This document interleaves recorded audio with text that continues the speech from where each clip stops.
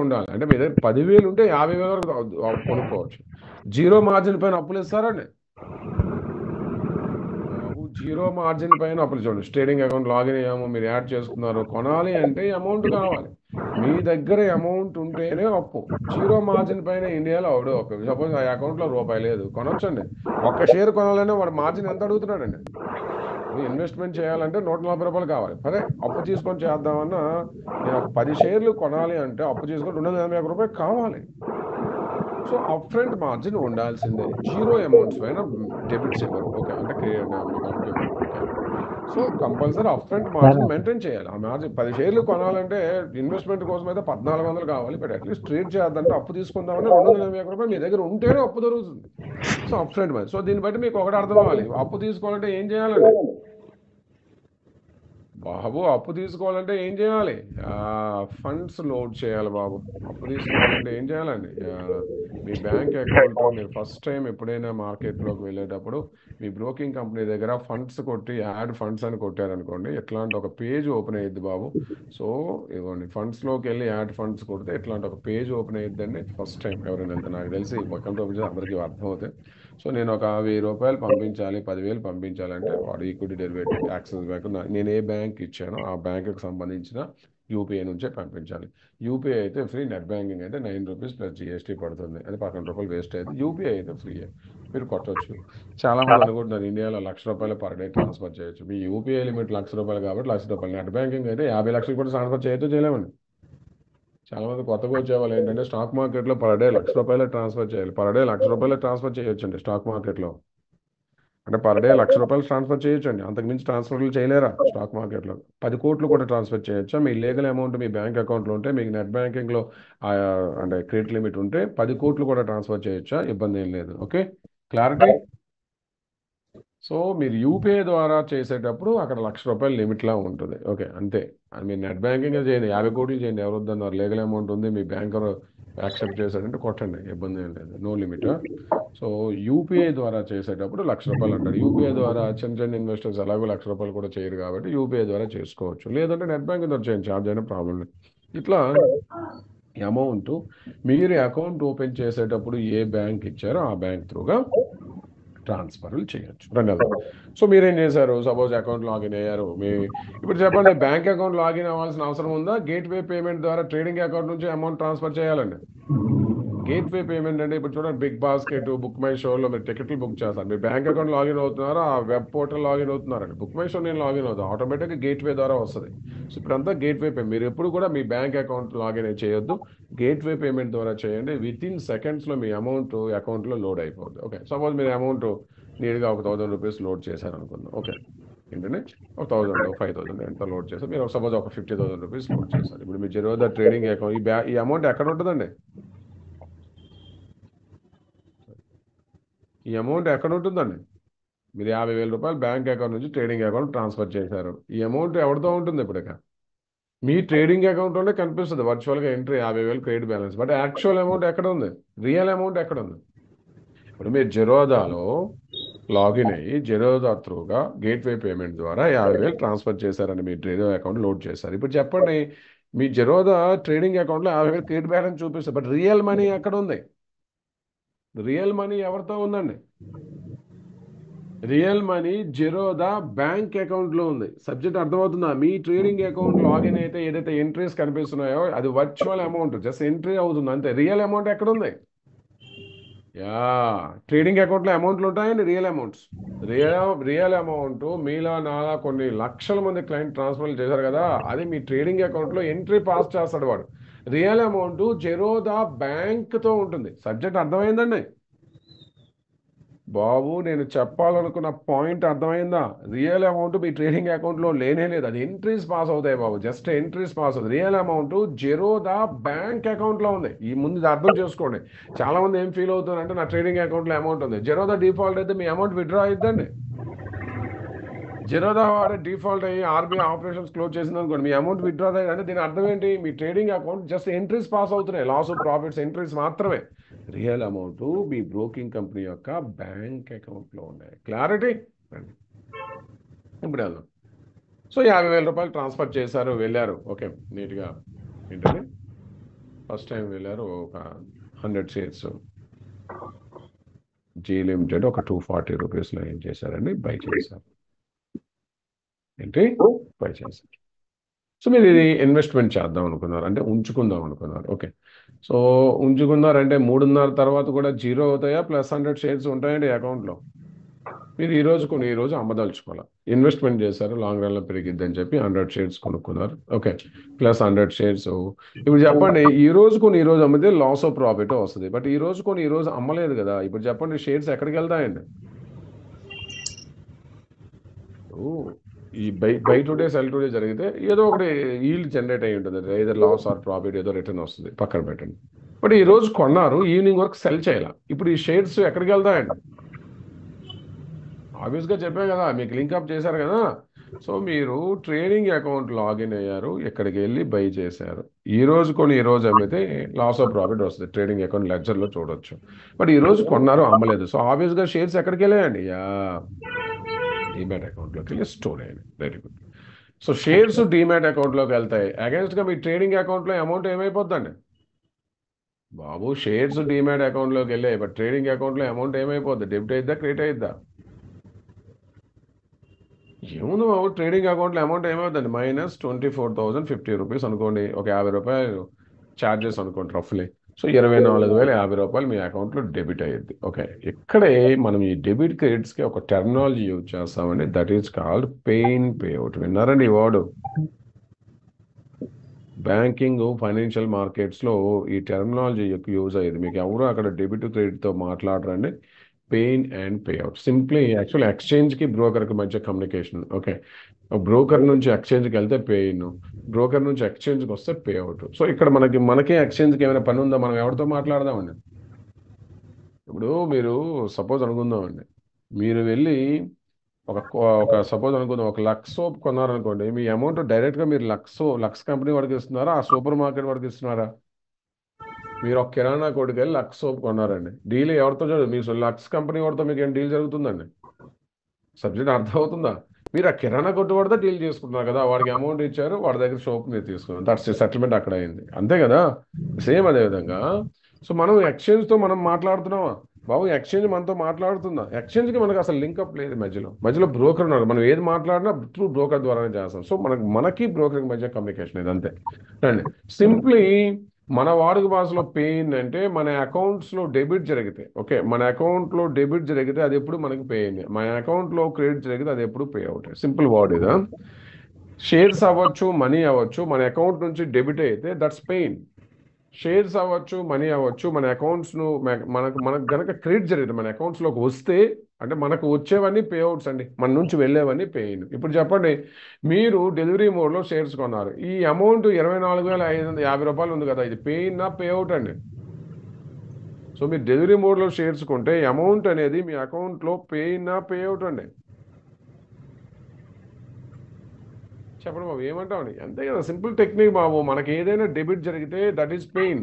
So మన shares కొనేటప్పుడు మన అకౌంట్లో అమౌంట్ పెయిన్. ఓకే, మరి ఆపోజిట్లో షేర్స్ ఏమవుతాయండి? డీమ్యాట్లోకి ఇన్వెస్ట్మెంట్ చేసేటప్పుడు ఒకదానికి అగేన్స్ట్గా ఇంకొకటి ఆటోమేటిక్గా జరిగిపోతూ ఉంటుంది. ఓకే, అంటే మీరు ఇన్వెస్ట్మెంట్ చేశారనుకోండి, ఎగ్జాంపుల్ షేర్స్ కొన్నారనుకోండి, మీ డీమ్యాట్ అకౌంట్లోకి షేర్స్ వస్తాయి, అంటే క్రెడిట్ జరుగుతుంది, అంటే పే అవుట్. మీ అకౌంట్ నుంచి అమౌంట్ డెబిట్ అయితే that's a pain. Okay, suppose మీరు ఎప్పుడైనా షేర్స్ సెల్ చేశారనుకోండి, ఇప్పుడు సపోజ్ మీరు ఒక 15 days 20 days తర్వాత షేర్స్ సెల్ చేశారనుకోండి, అప్పుడు చెప్పండి మీకు అమౌంట్ ఏమైంది? పెయిన్ పే అవుటా? మీరు షేర్స్ ఇన్వెస్ట్మెంట్ కోసం బై చేస్తే ఒకటి, మీ డీమ్యాట్ అకౌంట్లో ఉన్న షేర్స్ సెల్ చేశారనుకోండి, అప్పుడు మీ అకౌంట్లో అమౌంట్ ఏమైందండి? పెయిన్ పే అవుటా? షేర్స్ సెల్ చేస్తే అమౌంట్ మన అకౌంట్లోకి వస్తుంది కదా, దట్ ఈజ్ పే అవుట్. అప్పుడు షేర్స్ డీమ్యాట్ అకౌంట్లో ఏమవుతాయండి? ఏమవుతాయి బాబు? అప్పుడు షేర్స్ పెయిన్ అంటే డీమ్యాట్ నుంచి షేర్స్ డెబిట్ అయ్యి అమౌంట్ ఏమో ట్రేడింగ్ అకౌంట్లోకి వస్తుంది. సో డైరెక్ట్గా మనం ఈ banking and financial markets debit credit words use చేయమంటే ఎక్కువ pay in pay out terminology use అయ్యింది. కన్ఫ్యూజన్ అంటే అర్థమైందా friends? Pay in and pay out terminology అర్థమైందా? ఈ సింపుల్ బాబు, మనకి ఏదైనా డెబిట్ జరిగితే దట్స్ పెయిన్, మనకి ఏదైనా క్రెడిట్ జరిగితే that's pay out. Okay, so ఇది ఇన్వెస్ట్మెంట్ చేసేటప్పుడు రోజు కొని అమ్మి ట్రేడ్ చేస్తున్నారు అనుకోండి, ఇది ఇన్వెస్ట్మెంట్ చేసేటప్పుడు ఇలా ఉంటుంది. మీరు ట్రేడ్ చేసేటప్పుడు రెండు ఉంటాయండి. ఇన్వెస్ట్మెంట్ చేసేటప్పుడు కొంటారు, అమ్మరు. ఓన్లీ అమ్ముతారు, మళ్ళీ కొంటారు. కాబట్టి ఏదో రెండు జరుగుతాయి, ఒక దాంట్లో పెయిన్, ఒక దాంట్లో పేఅవుట్.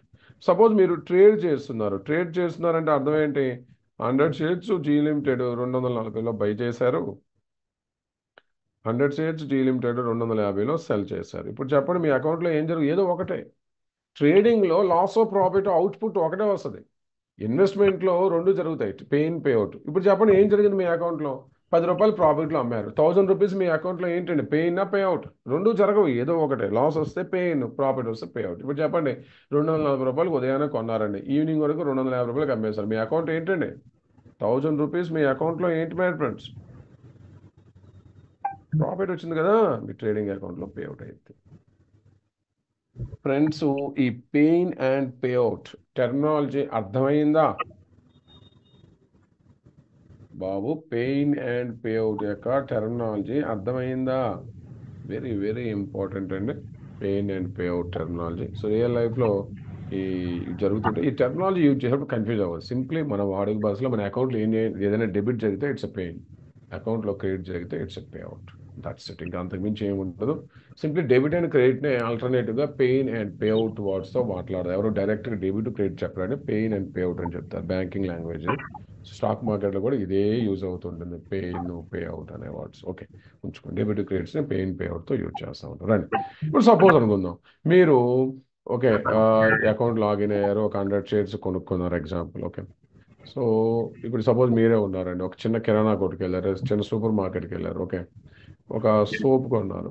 ఓకే, సోప్ కొంటే ఈ షాప్ ఆయన మీకు అమ్మాడు, మీరు ఆపోజిట్లో ఏంటంటే మీరు బై చేశారు, వాడు సెల్ చేశారు. మీ అమౌంట్ వాడికి వెళ్ళింది, వాడు సోప్ మీకు డెలివరీ అయిపోద్ది. ఆన్ ది స్పాట్ డెలివరీ ఉందా లేదండి? బయట ఇప్పుడు ఒక కిరాణా కొట్టుకు వెళ్ళారండి, సోప్ కొన్నారనుకోండి, ఏముంది, మీ దగ్గర ఉన్న అమౌంట్ వాడికి వెళ్తుంది, వాడి దగ్గర ఉన్న సోప్ ఆన్ ది స్పాట్ మీకు ఇస్తాడు, సెటిల్మెంట్ అయ్యింది, by and cell deal close అయ్యింది, అంటే డెలివరీ వెంటనే అయింది.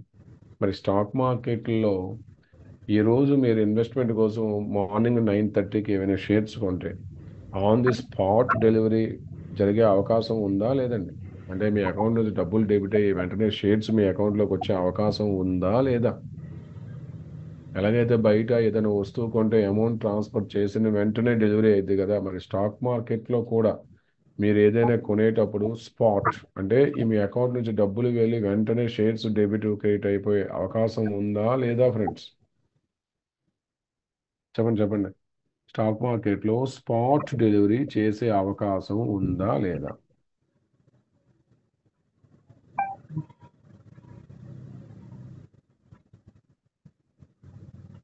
ఎస్ ఆర్ నో చెప్పండి బాబు.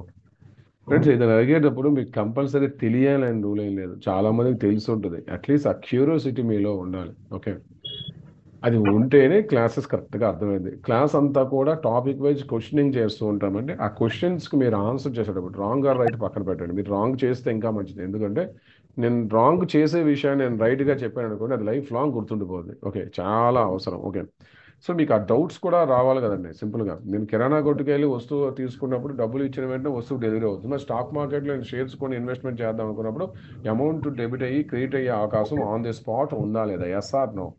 స్పాట్ డెలివరీ స్టాక్ మార్కెట్లో చేసే అవకాశం ఉందా లేదా? రాంగ్ చెప్పినా ప్రాబ్లం లేదు, చెప్పడానికి ప్రయత్నించండి. చాట్ బాక్స్ యూజ్ చేస్తే సబ్జెక్ట్ ఎక్కుతుంది. స్పాట్ డెలివరీ పాసిబుల్ అండి. అంటే స్పాట్ డెలివరీ అంటే మీ అకౌంట్లో డిమాట్లోకి షేర్స్ వచ్చేసి షేర్స్ అమౌంట్ డెబిట్ అయిపోద్ది. ఇండియాలో స్పాట్ డెలివరీ పాసిబుల్ అండి. వారే ఎప్పటికీ పాసిబుల్ అవుదా? ప్రపంచంలో కూడా ఎక్కడా లేదు. ఓకే, అంటే కిరాణా కొట్టుకు వెళ్ళాము, చూసాము, కొన్నాము, డబ్బులు ఇచ్చాము, వస్తువు తెచ్చేసాము, అట్లా జరగదు. ఎందుకు జరగదంటే మధ్యలో ఎన్ఎస్సి వాడు ఉంటాడు. ఓకే, వీళ్ళకి ఎన్ఎస్సిలో డీల్ చేస్తూ ఉంటారు. Okay, suppose buyer Zerodha stock broker నుంచి వెళ్ళి బయ్య ఆర్డర్ పెట్టవచ్చు. Okay, seller okay Angel broking నుంచి వచ్చి సెల్ ఆర్డర్ పెట్టవచ్చు. ఓకే కదా, ఇప్పుడు చెప్పండి, వీళ్ళిద్దరు వచ్చి ఇక్కడ ఎన్ఎస్సిలో ఒక 500 రూపాయల్లో బై అండ్ సెల్ చేశారు. ఎలా పాసిబుల్ అయిద్దండి? ఇప్పుడు బయట జరిగేదంతా ఏంటి? Buyer seller face to face ఉంటారు, పాసిబుల్ ఇక్కడ. ఈ డబ్బులు ఇచ్చాక షేర్స్ అదే వస్తువు వస్తుంది. స్టాక్ ఎక్స్చేంజ్ ప్లాట్ఫామ్స్లో మీరు బై చేస్తున్నారు, కానీ మీరు ఓన్గా వెళ్ళి బై చేస్తున్నారు, ఎవరి త్రూగా వెళ్ళారండి? అసలు అవతల వైపు ఎవడెమ్మడి మీకు తెలియదు కదా. మీరు బై చేసేటప్పుడు సింప్లీ ఏంటి, మీరు బై చేసేటప్పుడు సింప్లీ ఏంటి, ఎవరో రెడీగా ఉన్నాడు కొన్నాడు, సో మధ్యలో మీడియేటర్ ఎక్స్చేంజ్ ఉంది. సో బై చేసేవాడు అమౌంట్ ఇవ్వాలి, సెల్ చేసేవాడు షేర్స్ ఇవ్వాలి, ఇదంతా పెద్ద ప్రాసెస్. దీన్నే ఇండియాలో క్లియరింగ్ అండ్ సెటిల్మెంట్ అంటాం. సబ్జెక్ట్ అర్థమైందండి. సో ముందు ఒకటి గుర్తుపెట్టుకోండి, మీరు బై చేసిన వెంటనే అక్కడ డిమాట్లోకి షేర్స్ వచ్చినట్టు చూపిస్తాయి కదా, ఓకే, అది కాదు. యాక్చువల్లీ ఇండియాలో క్లియరింగ్ అండ్ సెటిల్మెంట్ ఉంటుందండి. ఓకే, సో ఇండియాలో క్లియరింగ్ అండ్ సెటిల్మెంట్ అంటాం. సబ్జెక్ట్ అర్థమవుతుందా? అది కిరాణా కొట్టు కాదు, డబ్బులు ఇచ్చాం షేర్ అంటే వస్తువు తెచ్చేసాం. మధ్యలో మీడియేటర్ ఉన్నాడు కదా, ఎక్స్చేంజ్ ప్లాట్ఫామ్స్లో ఎన్ఎస్సిసిఎల్ వాళ్ళు సెటిల్ చేస్తారు. Okay, so it will take T+1 working day. బాబు అర్థమవుతుందా? ఇండియాలో క్లియరింగ్ సెటిల్మెంట్ టైమింగ్స్ ఏంటండి? T+1 working day. ఈ రోజు కొని ఈ రోజు అమ్మితే లాస్ ఆఫ్ ప్రాఫిట్ అదే రోజు వచ్చేసి ఉంటుంది, సెటిల్ అయిపోతుంది. బట్ కానీ మీరు ఈ రోజు కొన్నారు, అమ్మలేదు అంటే, సపోజ్ అనుకుందాం మీరు మండే రోజు షేర్స్ కొన్నారు, మీ డిమాట్ అకౌంట్లోకి ఎప్పుడు వస్తాయండి? మండే ఈవినింగ్ వస్తాయా? ట్యూస్డే ఆఫ్టర్నూన్ 1:30కి వస్తాయి. మీరు మండే రోజు షేర్స్ అమ్మారు అనుకోండి, డబ్బులు మండే రోజు విత్డ్రా చేసేయచ్చండి. ఫ్రెండ్స్, మీరు మండే రోజు షేర్స్ అమ్మితే మండే రోజు డబ్బులు విత్డ్రా చేసేయచ్చా? ఇంపాసిబుల్. మీకు డబ్బులు వచ్చేది నెక్స్ట్ ట్యూస్డే ఆఫ్టర్నూన్ 1:30. అంటే టీ అంటే trading day +1 working day. Subject అర్థమైందా ఫ్రెండ్స్? అందరికీ అర్థమైందా? స్టాక్ ఎక్స్చేంజ్ ప్లాట్ఫామ్స్లో స్పాట్ సెటిల్మెంట్స్ ఉండవు, వీటిల్ని క్లియరింగ్ అండ్ సెటిల్మెంట్స్ అంటాం. సో ఆ క్లియరింగ్ అండ్ సెటిల్మెంట్ టైమింగ్సే T+1. ఒకప్పుడు T+2 ఉండేది, మన లాస్ట్ 1 year బ్యాక్ మార్చారు. ప్రజెంట్ అది కూడా మారుస్తున్నారు. ప్రజెంట్ ఇండియాలో టీ అంటే సేమ్ డే సెటిల్మెంట్ వస్తుంది, అంటే టీ డే సెటిల్మెంట్ వస్తుంది. ఆల్రెడీ స్టార్ట్ చేశారు, కొన్ని స్టాక్స్ శాంపుల్గా ఇంట్రొడక్షన్ చేశారండి. టీ డే సెటిల్మెంట్ అంటే అర్థం ఏంటి? అయినప్పటికీ టీ డే సెటిల్మెంట్ అయినా ట్రేడింగ్ డే రోజే సెటిల్మెంట్ అయ్యింది, అంటే same day or T day settlement అంటాం. టీ డే సెటిల్మెంట్లో కూడా స్పాట్ డెలివరీ ఉంటుందా? ఇప్పుడు ప్రెసెంట్ T+1 కదా, మ్యాక్సిమం స్టాక్స్, కొన్ని స్టాక్స్కి T1 సెటిల్మెంట్లోకి మార్చేశారు బాబు. ఇవి చూడండి, కొన్ని స్టాక్స్ ఉన్నాయి, వాటిని తీసుకుపోయి టీ డే సెటిల్మెంట్లో పెట్టారు. ఇవన్నీ T day settlement. List of securities T+1 settlement కదా, ఇది 2023లో మార్చారు. ఓకే, T+2 నుంచి లేటెస్ట్గా ఎక్స్చేంజ్ కొన్ని గైడ్ లైన్స్ ఇచ్చింది. ఓకే, దాన్ని ఏంటండి, టీ డే సెటిల్మెంట్. T+1 కాదండి, టీ డే అంటే సేమ్ డే సెటిల్మెంట్. స్టాక్స్ కొన్ని శాంపుల్గా స్టార్ట్ చేశారు బాబు. ఇదిగోండి, ఈ స్టాక్స్ అన్నీ కూడా టీ డే సెటిల్మెంట్. అంటే ఈ ఈ స్టాక్స్ కనుక మీరు కొన్నారనుకోండి, ఈవినింగ్ వరకే మీ అకౌంట్లోకి డబ్బులు డెబిట్ అయ్యి షేర్స్ అనేవి డిమాట్లోకి వస్తాయి. కానీ ఇండియాలో అన్ని స్టాక్స్ ప్రజెంట్ టీ డేలో ఉన్నాయండి. ఇంట్రొడ్యూస్ చేశారు బాబు, మొన్న ఒక 25 stocks same day settlement introduce చేశారండి అతి త్వరలో. ఇవ్వండి, ఈ ఒక 25 స్టాక్స్ మాత్రమే T+0, అంటే సేమ్ డే సెటిల్మెంట్. ఏ రోజు కొంటే అదే రోజు ఈవినింగ్ వరకు మీ డిమాట్లోకి వచ్చేటట్టు. ఓకే, ఒక 28 స్టాక్స్ స్టార్ట్ చేశారు మన మార్చి మంత్లో. ఇక step by step. But next year ఈ టైం కల్లా ఇండియా మొత్తం స్టాక్స్ ఎందులోకి వెళ్తాయండి బాబు? నెక్స్ట్ ఇయర్ ఈ టైం కల్లా ఇండియాలో అన్ని స్టాక్స్ ఎందులోకి వెళ్ళిపోవచ్చు అండి సెటిల్మెంట్? సేమ్ డే సెటిల్మెంట్ అవ్వచ్చు. అర్థమైందండి? నెక్స్ట్ ఇయర్ ఈ టైంకి అన్ని స్టాక్స్ సేమ్ డే సెటిల్మెంట్లోకి వెళ్తాయి. ఓకే, సో ప్రెసెంట్ T+1 ఉన్నాయి, మెజారిటీ స్టాక్స్ T+1, కొన్ని స్టాక్స్ T0లోకి వెళ్ళాయండి. సో ఒకటైతే మీకు క్లారిటీగా ఉండాలి, ఇండియాలో స్టాక్ మార్కెట్లో spot delivery, not only India, ప్రపంచవ్యాప్తంగా ఎక్కడైనా పాసిబుల్ ఉన్నాయి. ప్రపంచవ్యాప్తంగా కూడా ఎక్కడైనా స్పాట్ డెలివరీ పాసిబుల్ అయిద్దా? Impossible, my friends. ఎలా అయ్యింది? మధ్యలో ఇంటర్మీడియట్గా వాడు ఎన్ఎస్సి వాడు ఉన్నాడు కదా, మీ బయ్యర్కి సెల్లర్కి మధ్య డైరెక్ట్ డీల్ జరుగుతుందండి. మీకు అక్కడ అఫీషియల్గా చూపిస్తుంది, బట్ ఆ ప్లాట్ఫామ్ ఎవరిది? మధ్యలో మీడియేటర్ ఎవడు? ఎన్ఎస్సి. మీరు ఏంజల్ బ్రోకింగ్ వాడితో జెరోదా క్లయింట్ డీల్ చేస్తున్నాడండి డైరెక్ట్గా. బాబు, ఏంజల్ బ్రోకింగ్ క్లయింట్తో జెరోదా క్లయింట్ డైరెక్ట్గా డీల్ ఉందా? లేదు, త్రూ ఎక్స్చేంజ్ ప్లాట్ఫామ్స్ ద్వారా జరుగుతుంది. సో వాడు మీడియేటర్గా యాక్ట్ చేస్తాడు. ఓకే, సో అందుకే సెటిల్మెంట్ చేయడం కొంత టైం పడుతుంది. సో ఇండియాలో దీన్ని క్లియరింగ్ అండ్ సెటిల్మెంట్స్ అంటాం. Present majority stocks T+1, trading day +1 working day అండి. అతి త్వరలో T+0, అంటే trading day settlement, same day సెటిల్మెంట్కి మనం మూవ్ అవుతాం. నెక్స్ట్ ఇయర్ ఈ టైం వరకు ఇండియాలో ఉన్న స్టాక్స్ అన్ని కూడా టీలోకి వెళ్ళిపోవచ్చు. టెస్టింగ్ చేశారు, చాలా స్టాక్స్ స్టార్ట్ అవుతాయి. ఇక అన్నీ కూడా టీ సెటిల్మెంట్లోకి వెళ్ళిపోతాయి. స్టెప్ బై స్టెప్ ప్రాసెస్ అది. Okay, yeah friends, clearing and settlement, equity cash market. నేను ఇప్పుడు మాట్లాడుతుంది ఏ సెగ్మెంట్ అండి? ఈక్విటీ క్యాషా, ఫ్యూచర్సా, ఆప్షన్సా? నేను మాట్లాడుతుంది ఇప్పుడు ఏ సెగ్మెంట్ అండి? ఈక్విటీ క్యాషా, ఫ్యూచర్సా, ఆప్షన్సా? Equity cash. Okay, futures and options కాదు. Okay, clarity? So trading and settlement అర్థమైందండి.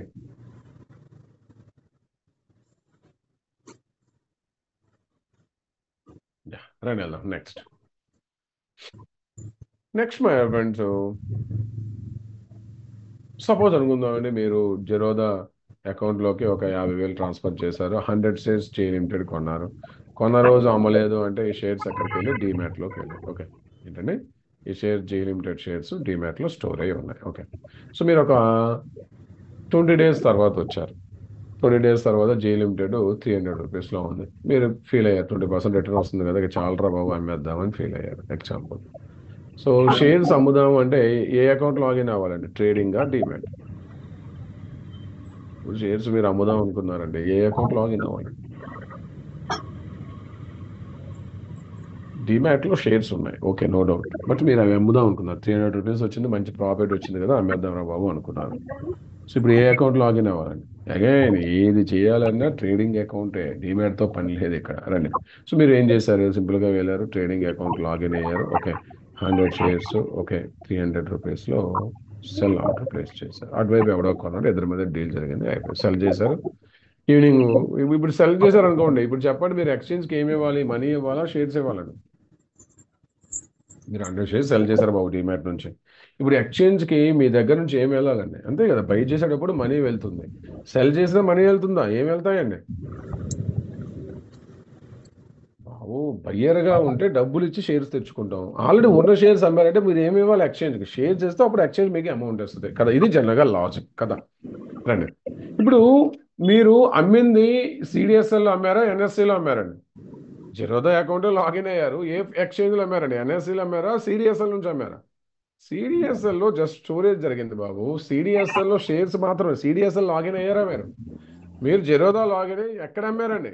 ఎన్ఎస్సిలో షేర్స్ అమ్మారు. సబ్జెక్ట్ అర్థమవుతుందా? షేర్స్ ఎక్కడ అమ్మారు? నేషనల్ స్టాక్ ఎక్స్చేంజ్లో త్రూ జెరోదా అకౌంట్ లాగిన్ అమ్మేశారు. Very good. But shares storage ఎక్కడ ఉన్నాయండి? మీరు ఎన్ఎస్సిలో షేర్స్ అమ్మేశారు బాబు, 100 షేర్స్. బట్ షేర్స్ యొక్క స్టోరేజ్ ఎక్కడ ఉంది? యా, జిరోదా త్రూగే, బట్ ఎవరి అండర్లో ఉన్నాయండి? యా, సిడిఎస్ఎల్లో స్టోరేజ్ ఉంది కదా. అక్కడ డీమ్యాట్ ఇచ్చేవాడు జెరోదానే, ట్రేడింగ్ అకౌంట్ ఇచ్చేవాడు జెరోదానే. ఇప్పుడు సపోజ్ జెరోదా వాడు వెళ్ళి సిడిఎస్ఎల్కి రిక్వెస్ట్ చేశాడు అనుకోండి, బాబు పలానా క్లయింట్ మా దగ్గర ట్రేడింగ్ అకౌంట్ ఉంది, ఇదిగో షేర్స్ అమ్మేశాడు, ఆ షేర్స్ ఇవ్వు అంటే సిడిఎస్ఎల్ వాళ్ళు ఇస్తారండి.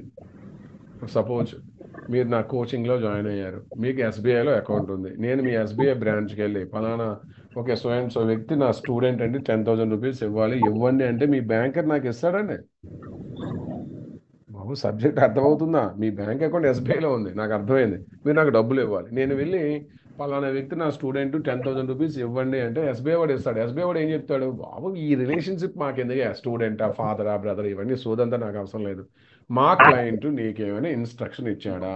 ఇన్స్ట్రక్షన్ ఇస్తే నువ్వు రీజన్ చెప్పాల్సిన అవసరం లేదు, వెళ్ళి డబ్బులు విత్డ్రా చేసుకుని వెళ్ళి. అక్కడ ఇన్స్ట్రక్షన్ ఏది? అక్కడ ఇన్స్ట్రక్షన్ ఏదండి? మీరు నాకు ఏ ఇన్స్ట్రక్షన్ ఇస్తే నేను మీ పర్మిషన్ అక్కడ కూడా డబ్బులు తీసుకునే అవకాశం ఉంది.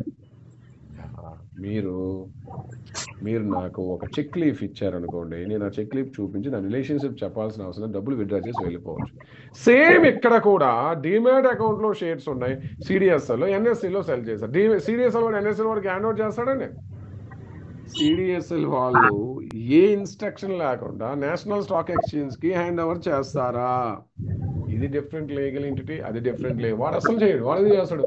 మా క్లయింట్ ఇన్స్ట్రక్షన్ తేరా బాబు. ఒకప్పుడు 2013 బిఫోర్ ఇండియాలో ఏం చేసేవాళ్ళం అంటే, ఎప్పుడైనా సరే ఇట్లా మనం అంటే సిడిఎస్ఎల్, ఎన్ఎస్డిఎల్, ఓకే, ఇట్లా డీమ్యాట్ అకౌంట్లో షేర్స్ ఉన్నాయి, అవి నేను అమ్మితే ఒకప్పుడు ఏం చేసేవాను అంటే, ఎలాగైతే బ్యాంక్ అకౌంట్ డబ్బులు ఉంటే చెక్ లీఫ్ ఇచ్చేవాను, డీమ్యాట్ అండ్ ట్రేడింగ్ అకౌంట్ కోసం ఇట్లా డిఏఎస్ స్లిప్ అంటామంటే డెలివరీ ఇన్స్ట్రక్షన్ స్లిప్. నా personal accounts Balaji Equities, Motilal Oswal, Bonanza పోర్ట్ఫోలియోలో ఉంటాయండి.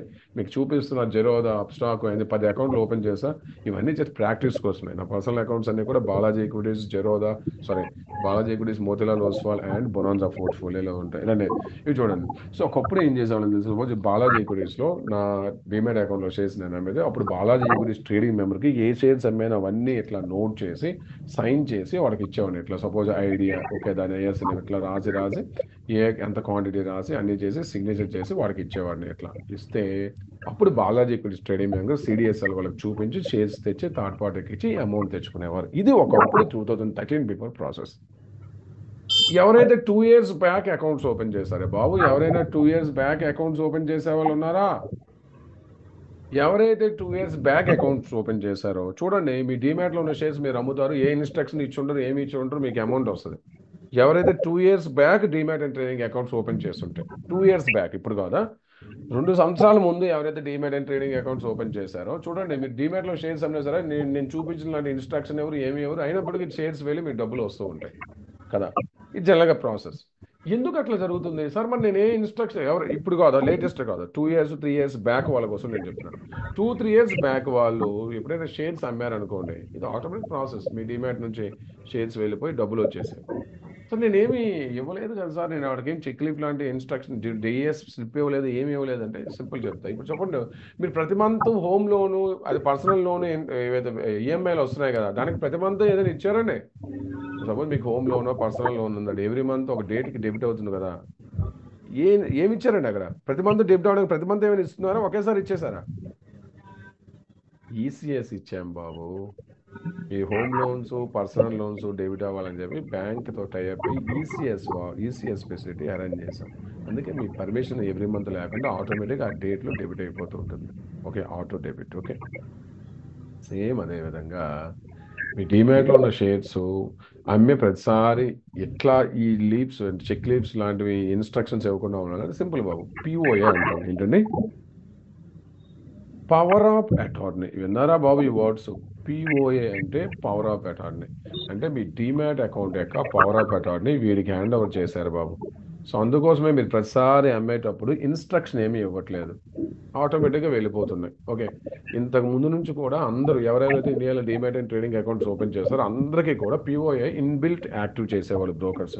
ఓకే, బట్ 2021లో కార్వి వాడు ఇలాంటి ఒక స్కామ్ చేశాడంటే, ఈ పవర్ ఆఫ్ అటార్నీని మిస్యూజ్ చేసి 2,000 కోట్ల రూపాయల షేర్స్ బ్యాంకర్స్ దగ్గర, లెండర్స్ దగ్గర తాకట్టు పెట్టి అప్పు తెచ్చి వ్యాపారంలో పెట్టి సర్వనాశనం చేశాడు. స్కామ్ అనేది. అప్పటి నుంచి సెబీ కొత్త రూల్ తెచ్చింది బాబు, ఇక్కడ నుంచి పవర్ ఆఫ్ అటార్నీ అనేది డిఫాల్ట్ ఇవ్వద్దు, క్లయింట్కి ఇంట్రెస్ట్ ఉంటే వాడే చేస్తాడు, లేదంటే లేదు. ఓకే, సో అందుకే వీళ్ళు చూడండి, ఈ రోజుల్లో ఎవరైతే డీమ్యాట్లో షేర్స్ అమ్మడానికి వెళ్తున్నారో ఈ రోజుల్లో ప్రతి ఒక్కరికి వెళ్ళి చూడండి, సిడిఎస్ఎల్ ఆథెంటికేషన్ అంటున్నారు, ఆథరైజేషన్ అంటున్నారు. చూడండి, ఈ మధ్య ఈ 2 సంవత్సరాలు, ఈ 1 yearలో 6 monthsలో ఎవరైతే అకౌంట్స్ ఓపెన్ చేస్తారో వీళ్ళు చూడండి, మీ డీమ్యాట్ అకౌంట్లో షేర్స్ అమ్ముతున్నప్పుడు సిడిఎస్ఎల్ ఆథరైజేషన్ ఆర్ ఆథెంటికేషన్ అనేది టీఓటీపీ రిజిస్టర్ చేయమంటుంది. చూసారా? మీకు లైవ్లో క్లాస్ జరుగుతున్నప్పుడు చూపిస్తా బాబు. ఈ మధ్య ఎవరైతే కొత్తగా అకౌంట్స్ ఓపెన్ చేశారు కదా, సిడిఎస్ఎల్ ఆథరైజ్ చేయమంటున్నారు. ఎందుకు ఆథరైజ్ చేయమంటున్నారు అంటే పవర్ ఆఫ్ అటార్నీ ఎవరికి లేదు సార్. మరి నా అకౌంట్ పవర్ ఆఫ్ అటార్నీతో ఉందా? ఈ మధ్య కొత్త అకౌంట్స్ ఎవరెవరు ఓపెన్ చేశారు అందరికీ కూడా వెళ్ళి గమనించండి, పిఓఏ లేదు సార్. మరి నాకు ఉందా లేదా తెలుసుకోవాలంటే సింపుల్ ప్రాసెస్, మీ ప్రొఫైల్లోకి వెళ్ళి చూడండి, పవర్ ఆఫ్ అటార్నీ ఉండదు బాబు. సబ్జెక్ట్ అర్థమైందా? మీ ప్రొఫైల్లోకి వెళ్ళారనుకోండి, పిఓఏ ఉండదు. చూడండి, ఇక్కడ డీమ్యాట్ ఆథరైజేషన్ పిఓఏ ఉందా, ఈడిఎస్ అంటే ఎలక్ట్రానిక్ డెలివరీ ఇన్స్ట్రక్షన్ ఉందా? ఎవరికైతే ఈడిఎస్ ఉందో ప్రతిసారి మీ డీమ్యాట్లో షేర్స్ అమ్మాలనుకున్నప్పుడు ఏం చేయాలండి? సిడిఎస్ఎల్ ఎన్ఎస్ఎల్ ఆథరైజేషన్ చేయాలి. క్లారిటీ? ఎవరికైతే ఇక్కడ పిఓఏ ఉంటుందో వాళ్ళు ప్రతిసారి అమ్మేటప్పుడు ఆథరైజ్ చేయాలో, ఆటోమేటిక్ వెళ్తాయా బాబు? నేను చెప్పాలనుకున్న సబ్జెక్ట్ అర్థమైందా? ఒకప్పుడు పిఓఏ ఇచ్చేసేవారు బాబు, బట్ ఎప్పుడైతే పిఓఏ ఇచ్చేసారు ఒకప్పుడు డిఫాల్ట్, బట్ ఎప్పుడైతే ఈ కార్యో వాళ్ళు పెద్ద స్కామ్ చేశారో అప్పటి నుంచి పిఓఏ ఇవ్వటం ఆపేశారు. అందుకే చూడండి, ఇప్పుడు ఈ అకౌంట్ ఆథరైజ్ చేయాలా, పిఓఏ ఉందా? ఇప్పుడు చెప్పండి, నా డీమ్యాట్లో షేర్స్ నేను అమ్మగలుగుతానండి ఆథరైజ్ చేయకుండా? ఆథరైజ్ అంటే ఏం లేదు, మీకు లైవ్లో చూపిస్తే చిన్న OTP, pan number, demat number register చేసి ఓటీపీ వస్తుంది, ఓటీపీ వేస్తే షేర్స్ ఆ రోజు మొత్తం ఎన్నైనా అమ్ముకోవచ్చు. ఇప్పుడు ఈ ఆథరైజేషన్ అంటే ఈ డిఏఎస్ సిడిఎస్ఎల్ ఆథరైజేషన్ అనేది మనకి గుడ్ బ్యాడ్ అండి. As a client point of వ్యూలో మనకి గుడ్ బ్యాడ్, ఈ రిఫార్మ్ ఏదైతే తీసుకొచ్చిందో కొత్త రూల్, దీనివల్ల మనకు మంచి జరుగుతుందా చెడు జరుగుతుందండి? ఎక్సలెంట్ బాబు, ఇది మంచి గుడ్ న్యూస్, ఇది అంటే గుడ్ మేజర్స్ ఇవి. ఎందుకు అంటే ఇప్పుడు మీ పర్మిషన్ లేకుండా మీ డీమ్యాట్లో షేర్స్ ఎవరైనా అమ్మగలుగుతాడుగా? నువ్వు పవర్ ఆఫ్ అటార్నీ ఇచ్చేవాళ్ళమా? చాలా మిస్యూజెస్ జరిగాయి బాబు. ఓకే, బట్ మిస్యూజ్ అంటే కార్వి వాడు చేశాడు, మిగతా వాళ్ళు ఎవరు చేయట్లేదు. సో ఇప్పుడు చెప్పండి, మీ అకౌంట్ ఎవరికైనా లాగిన్ తెలిసినా సరే, మీ డీమ్యాట్ అకౌంట్లో షేర్స్ అమ్మాలంటే ఓటీపీ ఎవరికి వస్తుంది? ఇప్పుడు సపోజ్ అనుకుందామండి, మీ అకౌంట్ లాగిన్ చేసి ఎవడో చూశాడు, లాగిన్ అయిపోయాడు మీ అకౌంట్ ఎవడో ఎక్కడి నుంచో. ఇప్పుడు చెప్పండి, మీ డీమ్యాట్లో షేర్స్ అమ్మి వాడిని డబ్బులు తీసుకోవాలి, వాడు ఇన్కేస్ అమ్మినా మీ అకౌంట్లోకి డబ్బులు వస్తాయి. ఇన్కేస్ అమ్మాలన్నా అమ్మలేడు, ఓటీపీ మీకు వస్తుంది. అర్థమైందా? సో ఈ స్టెప్ చాలా మంచిదే. 2021-22 కార్వే స్కామ్ అయిపోయాక కొత్తగా అంటే 2 ఇయర్స్ బ్యాక్ ఎవరైతే demat and trading accounts open చేస్తారో వాళ్ళకి పిఓఏ ఉంది. ఎవరైతే 2 years back demat and trading accounts open చేయలేదు వాళ్ళు పవర్ ఆఫ్ అటర్నీ లేదంటే ఈడిఎస్ అంటే ప్రతిసారి డీమ్యాట్లో షేర్స్ అమ్మాలంటే ఓటీపీ రిజిస్టర్ చేసుకుంటూ టీఓటీపీ చేసి సిడిఎస్ఎల్ ఆథరైజేషన్ చేయాలి. క్లారిటీ?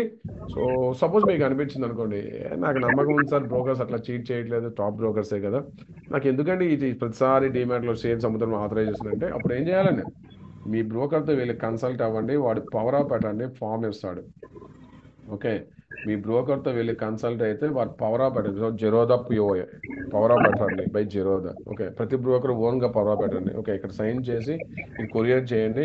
మ్యాక్సిమం 3 to 5 వర్కింగ్ డేస్లో మీకు demat account power of attorney ఏమైందండి? యాక్టివ్ అయిపోతుంది. Once power of attorney activate అయితే ప్రతిసారి షేర్స్ అమ్మేటప్పుడు ఏమైనా ప్రాబ్లమ్స్ ఉంటాయా బాబు? పవర్ ఆఫ్ అటర్నీ యాక్టివేట్ అయిపోయాక ప్రతిసారి షేర్స్ అమ్మేటప్పుడు ఏమైనా ఇబ్బందా? ఏమి ఉండదు బాబు. లేదు సార్, నాకు ప్రతిసారి నేను అమ్మేటప్పుడు నేను ఇట్లా ఓటీపీ రిజిస్టర్ చేసుకుంటాను ఉంచుకుంటాను సార్ అంటే ఉంచుకోండి. వద్దంటే నాకు ఎందుకు ఈ టైం వేస్ట్ అంటే పిఓఏ మీ బొనాంజా మీ ఏంజల్ బ్రోకింగ్ అప్స్టాక్ అందరూ కూడా పవర్ ప్యాటర్న్ ఇస్తున్నారు. ఓకే, అవి ఈ కొత్తగా ఈ మధ్య అకౌంట్ హోల్డర్స్కి 2 years 3 years నుంచి ఎవరైతే అకౌంట్ ఓపెన్ చేస్తారో వాళ్ళకి డిఫాల్ట్ ఏముందండి? వెళ్ళి చూడండి. 2-3 years నుంచి అకౌంట్ ఓపెన్ చేసే వాళ్ళకి ఒక 4 years 3 years bank account open చేసారు పిఓఏ ఉంది యాక్టివ్గా, వాళ్ళకి అవసరం లేదు. బట్ కొత్తగా అకౌంట్ ఓపెన్ ఎవరు చేస్తున్నారో వాళ్ళందరికీ కూడా సిడిఎస్ఎల్ ఆథరైజేషన్ చేయాల్సి ఉంటుంది. ఏం లేదు, ఒక ఓటీపీ వస్తే ఓటీపీ రిజిస్టర్ చేసుకుంటాం ఫ్రెండ్స్. సో ఈ CDSL authorisation power of attorney ఈ పాయింట్స్ అర్థమయ్యాయా బాబు? సిడిఎస్ఎల్ ఆథరైజేషన్ పిఓఏ అంటే మీ అసెట్స్ పైన పిఓఏ ఇవ్వట్లేదు, జస్ట్ డీమ్యాట్ అకౌంట్ యొక్క పవర్ ఆఫ్ అటార్నీ ట్రేడింగ్ అకౌంట్కి ఇస్తున్నారు. దట్స్ ఇట్ అంతే. పవర్ ఆఫ్ అటార్నీ అంటే భయపడిపోవద్దు. మీ ల్యాండ్ మీ ఇల్లు వాటికి పవర్ ఆఫ్ అటార్నీ అండి. జస్ట్ మీ డీమ్యాట్ అకౌంట్ యొక్క పిఓఏ ట్రేడింగ్ మెంబర్కి హ్యాండ్ ఓవర్ చేసినట్లు అంతే. సో అది మీకు వద్దు సార్ నాకు ఎందుకంటే నేను ప్రతిసారి లాగిన్ అయ్యి అమ్ముకుంటా అంటే అదే లేదు, ప్రతిసారి అమ్మేటప్పుడు ఓటీపీ రిజిస్టర్ చేసుకుంటే సరిపోతుంది. ఓకే, క్లారిటీ అర్థమైందా? రండి. And next my friends most important, suppose మీరు డిమాట్లో షేర్స్ ఉన్నాయి, డిమాట్ నుంచి అమ్మేశారు, నీట్గా వెళ్ళిపోయాయి. రండి. సో జనరల్గా ఇప్పుడు మొత్తం నేను చెప్పిందంతా ఏ అకౌంట్ లాగిన్ అయ్యి చేస్తున్నామండి ఫ్రెండ్స్? ఇప్పుడు నేను చెప్పే బై అండ్ సెల్ అవ్వచ్చు, ఓకే, లేదంటే అమౌంట్ ట్రాన్స్ఫర్లు విత్డ్రాల్ అవ్వచ్చు, కాల్ అండ్ ట్రేడ్ అవ్వచ్చు, ట్రేడింగ్ అకౌంట్. డీమ్యాట్ అకౌంట్ ఎక్కడైనా యూజ్ అయ్యిందా? డీమ్యాట్ అకౌంట్ ఎక్కడైనా యూజ్ అవుతుందా? పనే ఉంది డీమ్యాట్తో, గుర్తు పెట్టుకోవాల్సిన అవసరమే లేదు. బట్ ఒక 3 సిచ్యువేషన్స్లో డీమ్యాట్ అకౌంట్ అనేది యూజ్ అయ్యింది బాబు. సబ్జెక్ట్ అర్థమవుతుందా? జనరల్గా డీమ్యాట్ అకౌంట్ రియల్ లైఫ్లో మీకు ఎక్కడ యూజ్ అవ్వదు, బట్ ఒక 3 సిచ్యువేషన్స్లో మాత్రం ఏంటండి 3 సిచ్యువేషన్స్లో డీమ్యాట్ అకౌంట్స్ యూజ్ అవుతాయి. ఓకే, ముందు అసలు మీకు రియల్ లైఫ్లో డీమ్యాట్ అకౌంట్ ఎక్కడ యూజ్ అవ్వదు బాబు. ముందు తెలుసుకోవాలి అసలు. సార్ ఇక్కడ 2 ఇచ్చారు కదండి, నా డీమ్యాట్ అకౌంట్ దేంతో ఉందో ఎలా తెలుసు? ముందు సపోజ్ ఫస్ట్ టైం ఎప్పుడు గుర్తుపెట్టుకోండి, డీమ్యాట్ అకౌంట్ నెంబర్ 1 కేసు ఎక్కడ అవసరమైందంటే మిగతా ఏరియాస్లో ఎప్పుడు demat account usage of demat account.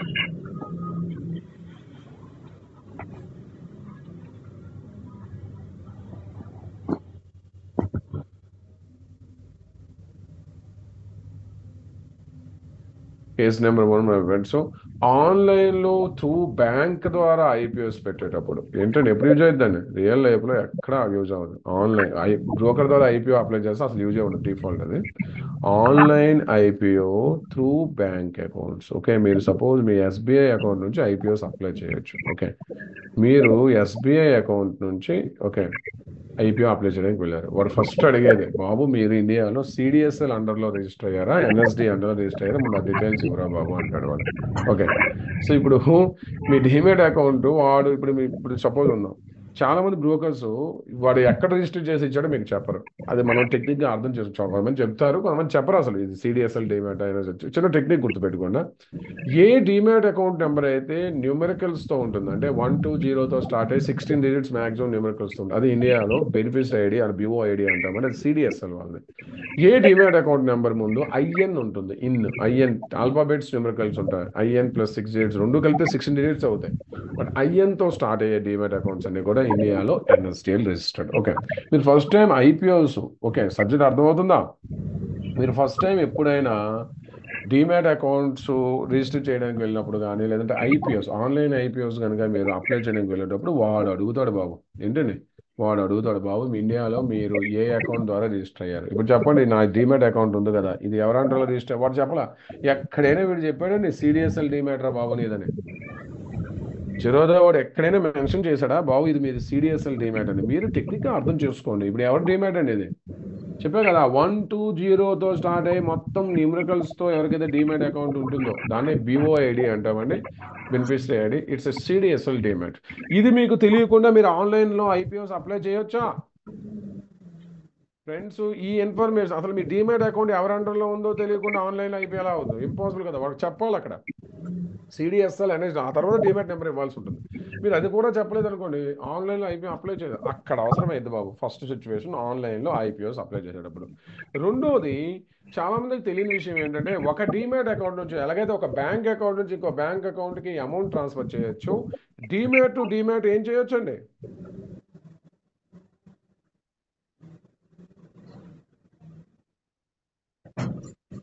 ఒక డీమ్యాట్ అకౌంట్ నుంచి ఇంకొక డీమ్యాట్ అకౌంట్కి ఆన్లైన్లో, అంటే మీకెవరు మీ బ్రోకర్తో కన్సల్ట్ అయితే ఒక లింక్ సెట్ చేసేస్తాడు ఆ డీమ్యాట్, లేదంటే ఆఫ్లైన్లో ఇన్స్ట్రక్షన్ ఇవ్వచ్చు. అప్పుడు కంపల్సరీ ఏం కావాలండి? సపోజ్ మీరు ఒక డీమ్యాట్ నుంచి మీ డీమ్యాట్ అకౌంట్ షేర్స్ తెచ్చుకోవాలనుకుంటున్నారండి. ఇప్పుడు మీకు ఏం కావాలండి? అక్కడ డీమ్యాట్ అక్కడ ట్రేడింగ్ అకౌంట్ ఇస్తాము, అక్కడ ఏమి ఇవ్వాలి? ఇప్పుడు మీకు ఏంజల్ బ్రోకింగ్లో షేర్స్ ఉన్నాయండి, జిరోదాకి ట్రాన్స్ఫర్ చేయాలనుకుంటున్నారు. ట్రేడింగ్ అకౌంట్తో సంబంధం లేదు, అక్కడ డీమ్యాట్ టు డీమ్యాట్ జరుగుతుంది.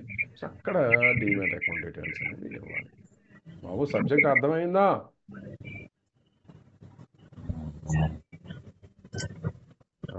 ఇది రెండోది. అండ్ మూడోది మీరు ఎప్పుడైనా డీమ్యాట్లో షేర్స్, అంటే సపోజ్ మీ డీమ్యాట్ అకౌంట్లో షేర్స్ ఉన్నాయి, అమ్మాలి. సో ఏం చేయాలి? ఇప్పుడు మీకు పవర్ ఆఫ్ అటర్నీ లేదు, డీమ్యాట్లో షేర్స్ అమ్మాలి. ఇప్పుడు చెప్పండి ఏం చేయాలండి? సిడిఎస్ఆర్ ఎన్ఎస్డిఎల్ ఆథరైజ్ చేయాలి కదా. అప్పుడు మాత్రం కంపల్సరీ మీకు డీమ్యాట్ డీటెయిల్స్ అవసరం లేదండి. అక్కడ కావాలి బాబు, వాడు అడుగుతాడు demat pan number, demat number ఇస్తే ఓటీపీ వస్తుంది. ఈ 3 సిచ్యువేషన్స్ తప్పించి రియల్ లైఫ్లో ఎక్కడైనా మీకు డీమ్యాట్ అకౌంట్తో పని ఉంటుందండి ఫ్రెండ్స్. ఈ 3 సిచ్యువేషన్స్ తప్పించి రియల్ లైఫ్లో మీ డీమ్యాట్ అకౌంట్ ఎక్కడ యూసేజ్ ఉండదండి. మనం ఎప్పుడు కూడా ట్రేడింగ్ అకౌంట్ లాగిన్ అవుతాం, ఒకవైపు డీమ్యాట్, ఇంకోవైపు బ్యాంక్ అకౌంట్ అటాచ్ అయి ఉంటాయి. డీమ్యాట్లో షేర్స్ చూడొచ్చు, అమౌంట్ ట్రాన్స్ఫర్లు విత్డ్రా చేసుకోవచ్చు, సింపుల్గా ఉంటుంది. రియల్ లైఫ్లో డీమ్యాట్ గుర్తుపెట్టుకోవాల్సిన అవసరం కూడా లేదు. ఈ 3 ఏరియాస్లో డీమ్యాట్ అకౌంట్ నెంబర్ కావాలి. ఒకటి, ఆన్లైన్లో ఐపీఓస్ త్రూ బ్యాంక్ ద్వారా అప్లై చేసి వాడు అడుగుతాడు. రెండోది, ఒక డీమ్యాట్ నుంచి ఇంకో డీమ్యాట్కి షేర్స్ ట్రాన్స్ఫర్, అక్కడ డీమ్యాట్ డీటెయిల్స్ కావాలి. మూడోది, షేర్స్ ఆథరైజ్ చేయాలి. మీరు డీమ్యాట్లో షేర్స్ అమ్మాలనుకో షేర్స్ ఆథరైజ్ చేయాల్సి ఉంటుంది. ఆథరైజ్ చేయాలంటే డీమ్యాట్ డీటెయిల్స్ ఇవ్వాలి. పాన్ నెంబర్, డీమ్యాట్ డీటెయిల్స్ ఇస్తే ఆథరైజ్ అవుతుంది. మీకు లైవ్లో చూపిస్తారు, లైవ్ వచ్చినప్పుడు కనిపిస్తుంది. సో ఈ 3 సిచ్యువేషన్స్ తప్పించి రియల్ లైఫ్లో demat and trading account, demat account numbers ఎక్కడ మెన్షన్ చేయాల్సిన అవసరం ఉండదు. మనం ఎప్పుడు కూడా A to Z trading account, అందుకోసం మీ trading account is a gateway అంటామండి. ఒక ముఖద్వారంలో పనిచేస్తూ ఉంటుంది డీమ్యాట్ అండ్ బ్యాంక్ అకౌంట్కి. ఓకే, ఇంటర్ఫేస్లో పనిచేస్తుంది. ఆ ఒక్క ట్రేడింగ్ అకౌంట్ లాగిన్ అయితే సరిపోదు, మిగతా ఏమీ అవసరం లేదు. ఫ్రెండ్స్, ఈ టాపిక్ అర్థమైందా? Any doubts regarding demat, trading, okay, and bank accounts అండి, CDSL, NSDL, pay in, pay out, clearing and settlement, power of attorney, CDSL authorisation, demat ఎక్కడ యూజ్ అవుతూ ఉంటుంది, ట్రేడింగ్ అకౌంట్ యూసేజ్ ఏంటి, ఈ points. Any doubts regarding demat and trading accounts, ఏ doubt అడగచ్చు. Any doubt regarding, నేను ఇప్పుడు మొత్తం చెప్పే టాపిక్స్ లో ఏ డౌట్ ఉన్నా అడగచ్చు బాబు మీరు. టాపిక్స్ అర్థమైనాయండి?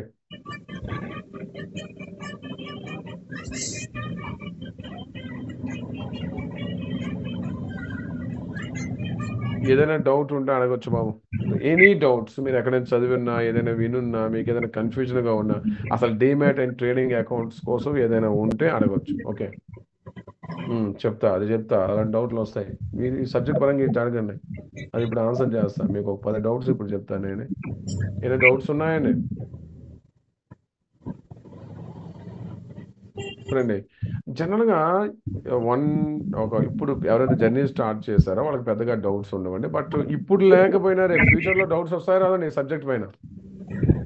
ఇప్పుడు పెద్దగా డౌట్స్ ఏముంటాయి, ఇప్పుడే స్టార్ట్ అయ్యారు కాబట్టి డౌట్స్ ఉండవు. బట్ రేపు ఫ్యూచర్లో 1-2 years అది ఆల్రెడీ మేము జర్నీ చేశాం కాబట్టి మీకు ఏ సిచ్యువేషన్లో డౌట్స్ వస్తాయి తెలుసు. అందుకే మన కోర్స్ ఎట్లా ఉండదంటే కేవలం ఇప్పుడున్న నాలెడ్జ్ కోసమే ఈ క్లాసెస్ కాదు, రేపు 2-3 years తర్వాత కూడా జర్నీ చేసేటప్పుడు ఎట్లాంటి డౌట్స్ వస్తాయి అంటే common doubts, okay, regarding demat and trading accounts, ఇవన్నీ కూడా మనం ఆన్సర్ చేస్తామండి. ఓకే,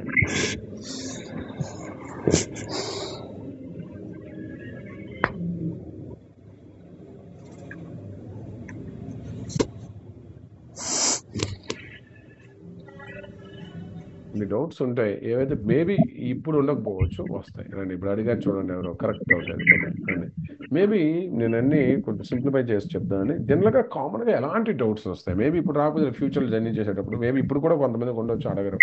ఓకే నేను సో జనరల్గా అందరికీ కొన్ని డౌట్స్ రైజ్ అవుతాయి. ఓకే, అందులో ఫస్ట్ డౌట్ మై ఫ్రెండ్స్ ఇప్పుడు అడిగా చూడండి, కరెక్ట్ డౌట్. ఈ డౌట్ రావాలి ప్రతి ఒక్కరికి, how many demat and trading accounts one can open. ఈ డౌట్ ఎవరికీ లేదండి. అసలు స్టాక్ మార్కెట్లోకి వచ్చిన వెంటనే ఈ డౌటే ముందు వస్తుంది, how many demat and trading accounts one can open. ఎన్ని ఓపెన్ చేయొచ్చండి?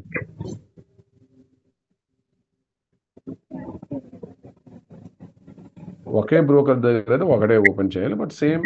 ఓకే, ఏం లిమిట్ ఉందా బాబు? ఇండియాలో బ్యాంక్ అకౌంట్స్ ఇన్ని ఓపెన్ చేయాలని చెప్పి ఆర్బీఐ లిమిట్ ఇచ్చిందండి. ఇండియాలో బ్యాంక్ అకౌంట్స్ ఇన్నే ఓపెన్ చేయాలని ఆర్బీఐ లిమిట్ ఇచ్చిందా? ఉందా బాబు ఎక్కడైనా లిమిట్? నా ఇష్టం, నేను 50 బ్యాంకుల్లో ఓపెన్ చేసుకుంటే. కానీ at the end of the day open చేశారనుకోండి, నష్టం ఎవరికండి? 50 బ్యాంక్ అకౌంట్స్ ఓపెన్ చేస్తే లాస్ అయ్యేది ఎవడండి? ఓపెన్ చేసేవాడా? బ్యాంకర్సా? ఎందుకు ప్రతి బ్యాంక్ అకౌంట్ పైన డెబిట్ కార్డ్ ఛార్జెస్ అని ఎవ్రీ ఇయర్ 300 నుంచి 600 రూపాయల మధ్యలో కట్ చేస్తా ఉంటాడు. 50 అకౌంట్లో 15,000 ఎక్కడ పోయింది కదా. సో లిమిట్ ఏం లేదు, demat and trading accounts limit ఏం లేదు, మీ ఇష్టం ఎన్నైనా ఓపెన్ చేసుకోవచ్చు. బట్ నా పాయింట్ ఆఫ్ వ్యూలో ఎవరైతే స్టాక్ మార్కెట్ జర్నీ స్టార్ట్ చేస్తూ ఉన్నారో స్టార్టింగ్ డేస్లో 1 లేదు అంటే 2 అకౌంట్స్ సరిపోవండి. కామన్ మ్యాన్కి ఇండియాలో ఎన్ని అకౌంట్స్ ఓకే అండి, 2 అకౌంట్స్ సరిపోతాయి బాబు. అది కూడా స్టార్టింగ్ డేస్ 2 కూడా అవసరం లేదు, ఒకటే చాలు. బట్ రేపు ఫ్యూచర్లో మీకు అమౌంట్స్ పెరిగాయి అనుకోండి, నాలెడ్జ్ పెరిగింది అనుకోండి, ఒకటి ఇన్వెస్ట్మెంట్ కోసం, ఇంకొక ట్రేడింగ్ కోసం ఓపెన్ చేసుకుంటారు. ఒక జెరోదాలో ఇన్వెస్ట్మెంట్ చేశారనుకోండి, ఏంజల్ వర్కింగ్లో ట్రేడింగ్, లేదా ఏంజల్ వర్కింగ్ ఇన్వెస్ట్మెంట్ చేస్తే గ్రో యాప్లో ట్రేడింగ్, అట్లా 2 డిమాట్ అండ్ ట్రేడింగ్ అకౌంట్స్ సరిపోతాయి. లేదు సార్ నాకు ఇంకా ఎక్కువ కావాలంటే అప్పుడు మీ ఒకే వ్యక్తి పేరు మీద డిఫరెంట్ బ్రోకర్ దగ్గర ఓపెన్ చేయదు, డిఫరెంట్ నేమ్స్. అప్పుడు మీ మదర్ పేరు మీద, మీ ఫాదర్, మీ బ్రదర్, అట్లా డిఫరెంట్ వ్యక్తుల పేరు మీద demat and trading account open చేసుకుని ఒక వ్యక్తికి సరిపోతాయి, ఒకటి ఇన్వెస్ట్మెంట్, ఉంటుంది ట్రేడింగ్. బాబు ఈ ఆన్సర్ అర్థమైందా? లిమిట్ లేదు బాబు, ఎన్నైనా ఓపెన్ చేసుకోవచ్చు. బట్ ఎన్ని ఓపెన్ చేస్తే బెస్ట్ అండి? నాకు తెలిసి స్టార్టింగ్ డేస్లో ఒకటే ఎక్కువ, ఆ ఒకటే ఆపరేట్ చేస్తే చాలు. కొన్ని రోజులు అలవాటు అయ్యారు, మార్కెట్ అంటే అర్థమైంది. ఓకే, మార్కెట్ అంటే అర్థమైంది, వాట్ ఈస్ వాట్ తెలిస్తే 2 ఓపెన్ చేసుకొని సరిపోతాయి. నేను ఎక్కడ ఓపెన్ చేయాలి రేపు క్లాస్లో మీకు క్లారిటీ వస్తుంది. Point number 2.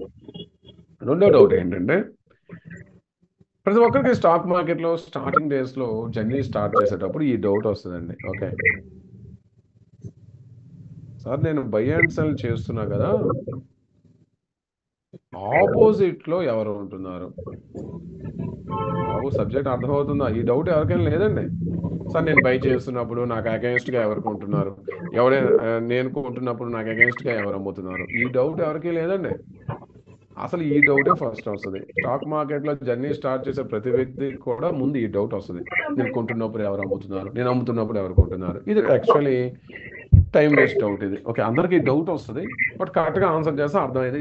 Time waste doubt. ఈ డౌట్ అవసరమా అండి? ప్రతి ఒక్కరికి వస్తుంది, నాకు కూడా వచ్చింది ఆ ఏజ్లో. బట్ ఈ డౌట్ అవసరమా? ఇది ఒక పెద్ద టైం వేస్ట్ డౌట్. ప్రతి ఒక్కరికి ఇది తెలుగుతూ ఉంటుంది బ్రెయిన్లో, నేను కొంటున్నప్పుడు ఎవరు అమ్ముతున్నారు. మీరు కొంటున్నప్పుడు ఎవరు అమ్ముతున్నారు మీ స్టాక్ బ్రోకర్ కూడా తెలియదు. ఒక్క క్లియరింగ్ కార్పొరేషన్ అంటే ఎన్ఎస్సిలో జరిగే ట్రేడ్స్, ఎన్ఎస్సి సెల్ వాళ్ళు క్లియరింగ్ అండ్ సెటిల్మెంట్ చేస్తారు. వాళ్ళకు కూడా నెక్స్ట్ డే అంటే మండే రోజు జరిగే ట్రాన్సాక్షన్ నెక్స్ట్ డే తెలుస్తుంది సెటిల్మెంట్ చేసేటప్పుడు. అంతే తప్ప మీ బ్రోకర్కి తెలియదు. అసలు మీకు ఎలాగూ తెలియదు, మీ బ్రోకర్కి ఏం తెలుసా తెలియదు, ఎవరికి తెలియాల్సిన అవసరం కూడా లేదు. ఇది తెలియకపోతే మనకి ఎక్స్చేంజ్, ఇప్పుడు సపోజ్ మీరే అండి ఒక 100 shares 240లో కొన్నారు, రేపు 500 రూపీస్లో షేర్స్ అమ్మేటప్పుడు ఎక్కడైనా బ్రోకర్ అడుగుతున్నాడండి, సెల్లర్ ఎవడరా బాబు, లింక్ డాక్యుమెంట్ తీసుకురా అని. ఎక్కడైనా ఉందా బాబు అట్లా? మీరు ఒక స్టాక్ ₹250 కొన్నారు, 1 ఇయర్ తర్వాత ₹500 అమ్ముతున్నప్పుడు మీకు బ్రోకర్ అడిగాడండి మీరు కొనేటప్పుడు ఎక్కడి నుంచి కొన్నారో వాడు డాక్యుమెంట్ తీసుకురా? ఉందండి అట్లా. మీరు బై చేశారు, డిజిటల్ కాంట్రాక్ట్ నోట్ మీ ఇంటికి వస్తుంది, లీగల్గా మీరు కొన్నట్టే. రేపు ఎప్పుడైనా అమ్మారా? అమ్మేయండి. అంతే తప్ప మీరు ఎక్కడి నుంచి కొన్నారో వాడి దగ్గర లిస్ట్ తీసా ఉందండి. ఎక్కడైతే రెగ్యులేటెడ్ బాడీస్ ఉంటాయో అక్కడ బయ్యర్ సెల్లర్ ఎవడో అవసరం లేదు. ఎందుకంటే మధ్యలో ఎవడున్నాడండి? ఎన్ఎస్సి, అది కూడా సెబీ అండర్లో ఎన్ఎస్సి ఉంది. సో అక్కడ మనం కొంటున్నప్పుడు ఎవరు అమ్ముతున్నారు, మనం అమ్ముతున్న ఎవరికీ తెలియదు. మేబీ మీరు కొంటున్నప్పుడు మీ ఇంట్లో మీ బ్రదర్ అమ్మి ఉండొచ్చు. ఓకే, సబ్జెక్ట్ అర్థమవుతుందా? ఎన్ఎస్సిలో క్లీనింగ్ కార్పొరేషన్ తప్ప మీ స్టాక్ బ్రోకర్స్ కూడా తెలియదు. ఓకే, అండ్ ఇంకొకటి మీరు తెలుసుకోవాల్సిన అవసరం ఉందా ఫ్రెండ్స్? మీరు తెలుసుకోవాల్సిన అవసరం ఉందా? ఈ క్వశ్చన్కి ఆన్సర్ ఎప్పటికీ దొరకదు. టైం వేస్ట్ చేసుకోవద్దు. ఓకే బాబు, అర్థమైందా? ఈ క్వశ్చన్కి ఆన్సర్ లేదు, దయచేసి వెతకదు. పాపం చాలా మంది తెలియక వాడికి వీడికి అడిగితే పాపం చెప్పాలనుకునే వ్యక్తి కూడా తెలియదు. ఇప్పుడు సపోజ్ మీరు వెళ్ళి ఎవరికి అడిగేసాడు, కొంటున్నా కదా ఎవడమ్ముతున్నాడు, ముందు ఆడికి తెలియాలి కదా ఏం జరుగుతుందో. అవునా, అయ్యో నాకు తెలియదు అంటాడు. తెలియడానికి అవసరం ఏం లేదు ఇక్కడ. ఓకే, కరెక్ట్గా ఆన్సర్ చేస్తే వాడికి అర్థమైంది. ఓకే, సో ఇది నాన్ సెన్స్, ఇది నా టైం వేస్ట్ క్వశ్చన్. ఈ క్వశ్చన్ యాక్చువల్ స్టార్టింగ్ డేస్లో ప్రతి ఒక్కరికి వస్తుందండి. ఇప్పుడు అర్థమైందా? ఎవరికీ తెలియదు, మీ స్టాక్ బ్రోకర్కి కూడా తెలియదు మీరు కొంటున్నప్పుడు అవతల ఎవడన్నాడు. ఒక్క ఎన్ఎస్సి క్లీనింగ్ మెంబర్స్కి తెలుస్తుంది, మిగతా వాళ్ళకి ఎవరికి తెలియదు. అండ్ తెలియాల్సిన అవసరం కూడా లేదు. ఎందుకంటే మీరు ల్యాండ్ ఎవరికైనా అమ్మాలనుకున్నప్పుడు లింక్ డాక్యుమెంట్ వాడు సబ్మిట్ చేయాలి. ఎందుకంటే మీరు అంతకుముందు ఎవరి దగ్గర కొన్నారో వాడు ఎక్కడ కొన్నారో లింక్ డాక్యుమెంట్ ఇవ్వాలి. స్టాక్ మార్కెట్లో రెగ్యులేటెడ్ బాడీ అండర్లో ఎన్ఎస్సిలో మీరు ట్రేడ్ చేసేటప్పుడు అవసరమండి సెల్లర్ ఎవడో బయర్ అవసరం లేదు. మీరు కొన్నారు, మీ డిమాట్లోకి వస్తే రేపు అమ్మండి, ప్రాఫిట్స్ లాస్ ఏదో ఒకటి. ఓకే, అర్థమైందా ఈ డౌట్కి ఆన్సర్? దాన్ని మూడవది ఇంకొక డౌట్ ఉంటుంది. ఇది జనరల్గా చాలా మందికి స్టాక్ మార్కెట్ ఈ డౌట్ రైజ్ అవుతూ ఉంటుంది. అంటే గ్యాప్ అప్ గ్యాప్ డౌన్.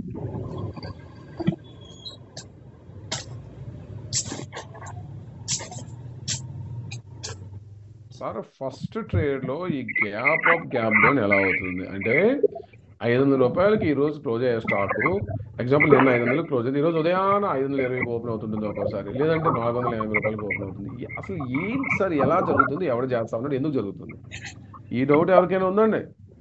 నిన్న ₹500 క్లోజ్ అయ్యే స్టాకు 510లో ఓపెన్ అవ్వచ్చు, 520లో ఓపెన్ అవ్వచ్చు, లేదంటే 480లో ఓపెన్ అవుతుంది. అసలు ఎందుకు ఇలా జరుగుతుంది? ఎవరు చేస్తా ఉన్నాడు ఎట్లా? అసలు ఈ gap of gap down A base మీద జరుగుతుంది? ఇది ఈ డౌట్ ఉండాలి బాబు అందరికి. ఇది లాజికల్ డౌట్. ఇదేంటండి? It's a logical doubt. ఈ డౌట్ ఉంటుంది, అసలు ఎందుకు జరుగుతుందయ్యా? నేను 500 క్లోజ్ అయ్యే స్టాక్ ₹510 ఈరోజు ఓపెన్ అయింది, లేదా కొన్ని టైమ్స్ 480లో ఓపెన్. అసలు ఈ గ్యాప్ ఆఫ్ గ్యాప్ డౌన్ ఎవరు చేస్తా ఉన్నాడు, ఎందుకు జరుగుతుంది? ఈ డౌట్ ఉంటుంది బాబు. It's a logical doubt. ఈ డౌట్కి మనం ఆన్సర్ చేయాలి కూడా. ఓకే, ఇది లాజికల్ డౌట్. ఇది మీకు టైప్స్ ఆఫ్ ఆర్డర్స్ క్లాస్ వస్తుంది, like buy sell stop loss orders అన్ని చెప్పడం. ఏం ఆర్డర్స్ కూడా ఆ రోజు చెప్తాం, 14 టైప్స్ ఆఫ్ ఆర్డర్స్ అయిపోయాక మీరే చెప్తారు ఇది ఎందుకు జరుగుతుంది, ఎలా జరుగుతుంది, ఎవరు చేస్తున్నాడు, మీకు ఆటోమేటిక్గా అర్థమైపోతుంది. ఇది లాజికల్ డౌట్. ఈ ఆన్సర్ మీకు టైప్స్ ఆఫ్ ఆర్డర్స్ అయిపోయిన వెంటనే చెప్తే మీకు ఆ లాజిక్ అర్థమైంది ఎందుకు జరుగుతుందో. ఇది లాజికల్ డౌట్. ఇది ఎవరికి లేదండి ఈ డౌట్? ప్రతిరోజు గ్యాప్ అప్ గ్యాప్ డౌన్ ఏ బేస్ మీద జరుగుతున్నాయి, ఎవరికి డౌట్స్ లేవా? ప్రతి ఒక్కరికి ఈ డౌట్ ఉంటుంది బాబు. ఇది లాజికల్ డౌట్, రావాలి కూడా. ఇప్పుడు నేను చెప్పే ఈ డౌట్స్ ఎవరికైనా లేకుండా స్టాక్ మార్కెట్ అంతా అర్థమైంది అనుకుంటే ఏమనుకోవాలండి? ఎవరైనా సరే బేసిక్ జర్నీ స్టార్ట్ చేసేటప్పుడు ఇప్పుడు నేను చెప్పే డౌట్స్ అన్ని రైజ్ అవుతూ ఉంటాయి. ఇలాంటి డౌట్స్ కూడా నాకు రైజ్ అవ్వలేదు, నేను స్టాక్ మార్కెట్లో తోపు తుడుము అయ్యామనుకుంటే ఏమనుకోవాలండి? ఈ డౌట్స్ రాకుండా ఎవడైనా స్టాక్ మార్కెట్ నేను అంతా సంపాదించేసి అంతా చేసేసాను, అంతా నాకు ఇంకా తిరుగులేదు అనుకోవచ్చా? కామన్ డౌట్స్ బాబు. ఆ సిచ్యువేషన్స్లో ఈ డౌట్స్ జనరల్గా రైజ్ అవ్వాలి. రైజ్ అవ్వలేదు అంటేనే డౌట్. ఇప్పుడు ఓకే, రైజ్ అయితే కరెక్టే. ఓకే, నాకు ఏ డౌట్ రాలేదు సార్ అంటే అప్పుడు రాంగ్ యాక్చువల్లీ. ఓకే, అసలు జర్నీ చేసే వాళ్ళకి రాకపోవచ్చు, బట్ 1-2 years నుంచి నేను జర్నీ చేస్తున్నాను సార్, నాకు ఎప్పుడు ఇలా అనిపించలేదు అన్నారు అనుకోండి, అది రాంగ్ యాక్చువల్లీ. అంటే సంథింగ్ కరెక్ట్గా జర్నీ జరగట్లేదు అని అర్థం. Okay, and next my friends most important. Okay, ఇది చాలా మంది వ్యక్తులు కదా, what to do with inactive accounts. Sir అసలు ఇన్యాక్టివ్ అంటే ఏంటి? అసలు ఎప్పుడు ఏ సిచ్యువేషన్స్లో అకౌంట్స్ ఇన్యాక్టివ్ అవుతాయి? నేను ఏం చేయాలి అసలు inactive accounts? What to do with inactive accounts?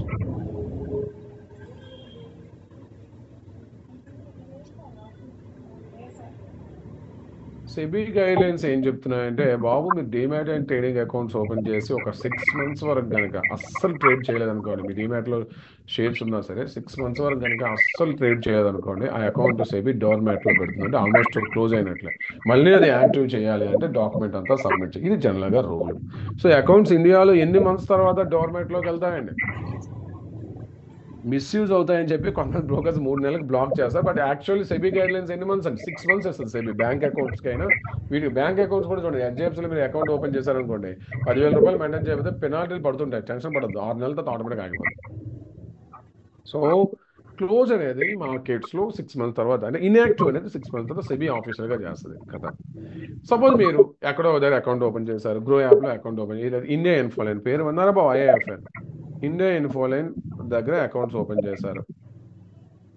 Example, మీరు ఇండియా ఇన్ఫోలైన్లో ఏం చేశారంటే సింపుల్గా ఒక అకౌంట్ ఓపెన్ చేశారు ఇండియా ఇన్ఫోలైన్. ఓకే, ఆ తర్వాత మీరు ఏం చేశారంటే నీట్గా ఒక 10 రోజులు, ఒక 1 month ట్రేడ్ చేశారు. 1 month ట్రేడ్ చేశాక ఒక 50,000 లాస్ వచ్చింది. ఇక మీరు మొత్తం వేస్ట్ బాబు స్టాక్ మార్కెట్ అని చెప్పి డబ్బులు విత్డ్రా చేసి విడిచిపెట్టేశారు. ఓకే, మళ్ళీ ఈ వ్యక్తి ఆ ఇండియా ఇన్ఫోలైన్కి వెళ్తాడండి.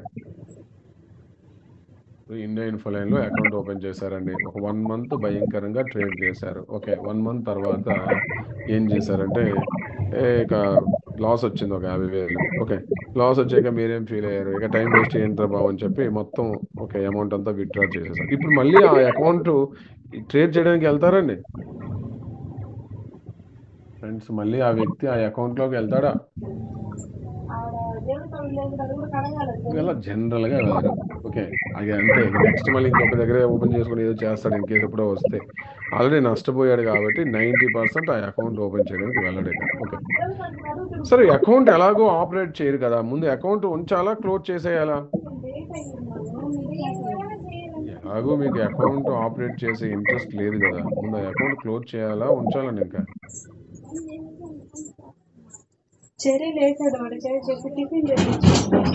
కానీ ఇండియన్స్కి అంత గుడ్ హ్యాబిట్స్ ఉన్నాయండి, అకౌంట్లో ఆపరేట్ చేయకపోతే క్లోజ్ చేసి వెళ్ళే.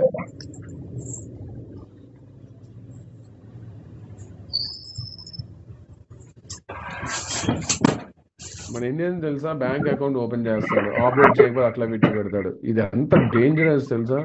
లైఫ్లో మై ఫ్రెండ్స్ ఎప్పుడు అట్లా చేయొద్దు. ఏదైనా ఒక అకౌంట్ మీరు చేశారు అంటే అది ఇది లేనప్పుడు అర్జెంటుగా ఆ అకౌంట్ ఏం చేయాలండి?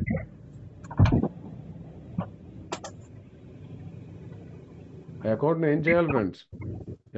క్లోజ్ చేయండి my friends. It's dangerous sign my friends. చెప్తా ఇప్పుడు సెబీ ఈ మధ్య సిడిఎస్ఎల్లో షేర్స్ అమ్మేటప్పుడు ఎస్ఎంఎస్లు వస్తున్నాయండి. ఎంత డేంజరస్ అంటే ఇది. సపోజ్ మీరే ఉన్నారు, ఐఏఎఫ్ఎల్లో అకౌంట్ ఓపెన్ చేశారు. ఏంటండి? ఐఏఎఫ్ఎల్లో అకౌంట్ ఓపెన్ చేశారు. ఓకే, ఎగ్జాంపుల్ ఇండియా ఇన్ఫోలైన్లో అకౌంట్ ఓపెన్ చేశారు, ఒక 1 month ట్రేడ్ చేశారు, లాస్ వచ్చింది, అకౌంట్ ఓపెన్ చేసి గెయిన్ చేయకుండా విడిచిపెట్టేశారు. సో ఈ professional brokers like India Infoline, Motilal Oswal ఇట్లాంటి వాళ్ళ దగ్గర బ్రాంచెస్ ఉంటాయి. బ్రాంచెస్లో ఎంప్లాయీస్ ఉంటారు. ఆ ఎంప్లాయీస్కి టార్గెట్స్ ఉంటాయి. ప్రతి మంత్ ఒక 50,000 రూపాయలు శాలరీ వస్తుంటే వాడు మినిమం 1,00,000 రూపాయలు ఏమేంటి 50,000 రూపాయలు శాలరీ వస్తే మినిమం 1,00,000 రూపాయలు బ్రోకరేజ్ ఇవ్వాలి. 80,000 అంటే 2 times బ్రోకరేజ్ ఇవ్వాలి కదా.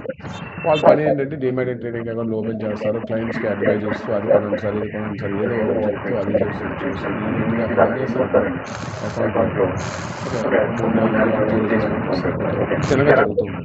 సో వీళ్ళు ఎక్కువ మంది ఈ మధ్య ఆన్లైన్ అయ్యాక అకౌంట్స్ కూడా తీసుకురావట్లేదు, కష్టం.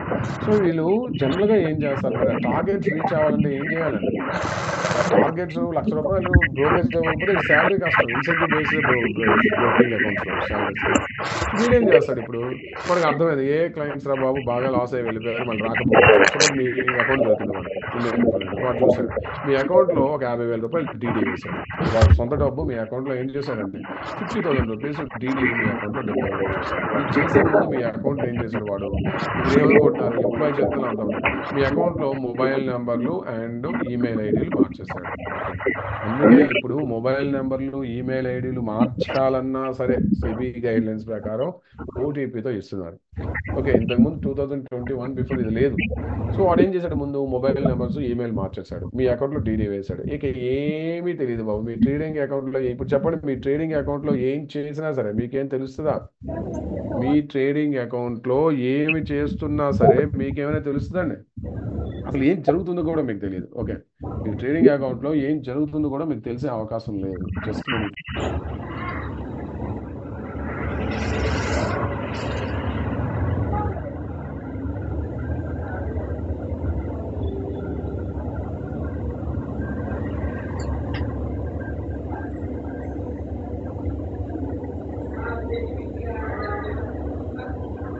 అండి. సో ఇప్పుడు మీ అకౌంట్లో 50,000 డీడీ డిపాజిట్ అయింది. బ్రోకర్స్ 5 times ఆపేస్తారు 2.5 lakh. వాడేం చేస్తున్నాడు? ఫ్యూచర్స్, ఆప్షన్స్ రోజు 2.5 లక్ష. ఓకే, క్యాష్ మార్కెట్లో ₹1,00,000 ఆప్షన్స్ 50,000 యూజ్ చేసి రోజు మీ అకౌంట్ నుంచి 3,000 5,000 బ్రోకరేజ్ జనరేట్ చేస్తున్నాడు. ఓకే, లాభాలు వస్తున్నా మళ్ళీ ఆ బ్రోకరేజ్ కోసం వర్క్ నెంబర్ ఆఫ్ ట్రేడ్ చేసి అంటే ₹50,000 అట్లానే కాపాడుకుంటున్నాడు చిన్నగా. ఓకే, మీ అకౌంట్లో రోజు 2,000 3,000 బ్రోకరేజ్ అంటే ఇట్లానే ఒక 3-4 అకౌంట్లు మెయింటైన్ చేసుకున్నాడు. ఎవ్రీ మంత్ శాలరీకి పాటుపడుతూ ఉంటాడు. ఇవి జరుగుతూ ఉంటాయి. అద్భుతం ఏంటంటే ఈ విషయం క్లయింట్కి తెలియదు. క్లయింట్ అకౌంట్లో ఏం జరుగుతుందో తెలియదు. ఎప్పుడు ఇన్కమ్ ట్యాక్స్ చెప్పండి నోటీసులు వస్తాయి, బాబు రిటర్న్స్ ఫైల్ చేయరా బాబు అని. ఎందుకంటే 1,000 కోట్లు 700 800 కోట్లు టర్న్ ఓవర్ జరిగాయి అనుకో కంపల్సరీ నోటీస్ వస్తుంది. రిటర్న్స్ చూపించరు. లాస్ ఆఫ్ ప్రాఫిట్ పక్కన పెట్టరా ముందు చూపించు అంటారు ట్రాన్సాక్షన్స్ మీద. ఓకే, సో ఇప్పుడు క్లయింట్ ఎండ్లో అసలు వీడు ట్రేడే చేయట్లేదు, ఎప్పుడో క్లోజ్ చేసినట్టు వీడు. ఇట్లా జరగడానికి మెయిన్ కారణం ఏంటి? ఏ రోజైతే మీకు అనిపించింది ఇంకా ట్రేడింగ్ చేయను ఆ రోజే ఆ అకౌంట్ క్లోజ్ చేస్తే ఎలాంటి ప్రాబ్లమ్స్ ఉంటాయా? ఏ రోజైతే మీకు అనిపించింది ట్రేడింగ్ అకౌంట్ ఇంకా యూజ్ చేయను, అర్జెంటుగా బ్యాంక్ అకౌంట్స్ ట్రేడింగ్ అకౌంట్స్ ఇండియన్స్కి ఒక బ్యాడ్ హ్యాబిట్ బాబు. దయచేసి క్లోజ్ చేసేయండి. ఓకే, లేదంటే ఏఎంసీలు పడుతూ ఉంటాయి, టైం వేస్ట్ అవుతూ ఉంటుంది, డెబిట్ బ్యాలెన్స్ వస్తుంది, వాడేది డెబిట్ ఇస్తే కానీ ఇక క్లోజ్ చేయడం. సో యూజ్ చేయము అన్నప్పుడు అర్జెంట్గా క్లోజ్ చేసేయండి. సింపుల్గా ఆన్లైన్లో ఫామ్స్ ఉంటాయి, లేదంటే ఆన్లైన్లో క్లోజింగ్ ఇచ్చారు, లేదంటే ఫామ్ సైన్ చేసి కొరియర్ చేయండి. బట్ యూజ్ చేయము అన్నప్పుడు ఇన్యాక్టివ్ అకౌంట్ ముందు అర్జెంటుగా క్లోజ్ చేసేయండి. దయచేసి అర్థమవుతుందా సబ్జెక్ట్? రండి. సో ఇట్లాంటి మిస్యూజ్ జరుగుతుంది అని చెప్పి సెబీకి తెలియదండి. సెబీ అన్ని డాగ్ వాచ్ కదా, వాడు కొంచెం లేట్గా ఫైండ్ అవుట్ చేసిన ఇట్లాంటి లూప్ హోల్స్ చూస్తాడు. సో కొన్ని బ్రోకింగ్ కంపెనీస్లో అంటే ఎంప్లాయీస్ ఫండ్స్ మిస్యూజ్ చేస్తున్నారు, క్లయింట్స్ యొక్క అమౌంట్స్ మిస్యూజ్ చేస్తున్నారు వాడు బ్రోకరేజ్ కోసం అని చెప్పి ఈ విషయాలు సెబీ దాకా వెళ్ళవా? సెబీకి తెలియదండి. సబ్జెక్ట్ అర్థమవుతుందా? ఈ విషయాలు సెబీకి తెలియవు అనుకుంటున్నారా? మీకు తెలుస్తాయి కదా. అందుకోసమే ఎక్సలెంట్ స్టెప్ తీసుకుందంటే సెబీ ఇట్లాంటివి కంట్రోల్ చేయడం కోసం. ఒకప్పుడు సిడిఎస్ఎల్ నుంచి మెసేజ్లు వచ్చేవి కాదు. కార్వి స్కామ్ అయ్యాక ఇప్పుడు చూడండి, మీరు ఏమైనా షేర్స్ అమ్మితే మీకు మెసేజ్ వస్తుంది, బాబు సిడిఎస్ఎల్ డెబిట్ అని. ఒకప్పుడు వచ్చేవి కాదు. అదే మనం అన్ని స్కామ్స్ ఫేస్ చేశాకే. ఓకే బాబు, అది డోర్ మ్యాట్ లోకి వెళ్తుంది, ఆటోమేటిక్ క్లోజ్ ఏం కాదు, ఇన్యాక్టివ్ అయింది కాబట్టి డోర్ మ్యాట్ లోకి తీసిపోయాడు, ఇంకెవడు యూజ్ చేయలేడు. కానీ మీ అకౌంట్ లో ట్రేడ్ పడుతుంది అనుకోండి, క్లోజ్ అయితే ఇప్పుడు ఈ రోజుల్లో జరగట్లేదులేండి. ఎందుకంటే 2021 ఆన్వర్డ్స్ SMS తో అన్ని చేశారు, ఇంకా జరగవు. ఇప్పుడు నేను చెప్పే ఇది జరగట్లేదు. ఇంతకుముందు భయంకరంగా ఈ స్కామ్లు జరిగాయి, కంట్రోల్ చేసింది సెబీ. బట్ స్టిల్ కొన్ని బ్రోకింగ్ కంపెనీస్ లో జరుగుతుంది. ఇట్లా అకౌంట్ యాక్టివ్ గా మీరు ఉంటే వాడు మిస్యూజ్ చేస్తారు. ఇప్పుడు మీ అకౌంట్ లో ట్రేడ్ పడుతూ ఉంది అనుకోండి, 6 months లో క్లోజ్ అయిద్దా? మీ పాయింట్ ఆఫ్ వ్యూలో మీరు ట్రేడింగ్ చేయట్లేదు బాబు, బట్ అందులో ఎవడో ఒక ట్రేడ్ చేస్తా అకౌంట్ క్లోజ్ అయిద్దండి. అవుతుందా ఫ్రెండ్స్? యాక్టివే కదా. సరిగ్గా అర్థమవుతుందా? That's the problem, right? అందుకోసమే ఇట్లాంటి కంట్రోల్ చేయాలని చెప్పి సెబీ ఏం చేసిందంటే ఈ వాట్స్ ఈ మధ్య కొత్తగా స్టాక్ మార్కెట్కి ఎవరు వచ్చినా ఇది అర్థమైంటుంది. మంత్లీ అండ్ క్వార్టర్లీ సెటిల్మెంట్స్ విన్నారండి? బాబు ఈ వర్డ్ విన్నారా? Monthly and quarterly excellent measurements. SEBI ఏం చెప్పింది బ్రోకర్స్ కంటే, బాబు unused amounts. SEBI unused amount ఎట్లా ఫీల్ అయ్యింది అంటే, మీరు 50,000 వేసి రోజు ట్రేడింగే చేస్తాను అనుకోండి, సెబీ అన్యూజ్డ్గా ఫీల్ అయింది. ఆ 50,000 నెలలో ఒకసారైనా డీమ్యాట్లోకి షేర్స్ వెళ్ళి మళ్ళీ అమ్ముతుంటారు, అప్పుడే యూజ్ చేసినట్టు. మీరు రోజు 50,000 డీడీ ద్వారా, అందుకే డీడీలు ఆపేశారు ఇప్పుడు, డీడీ ద్వారా కానీ ఎలా నెట్ ట్రాన్స్ఫర్ చేసి రోజు ట్రేడింగే చేస్తాను అనుకోండి, సెబీ ఎట్లా ఫీల్ అయ్యిందంటే ఇది unused amount.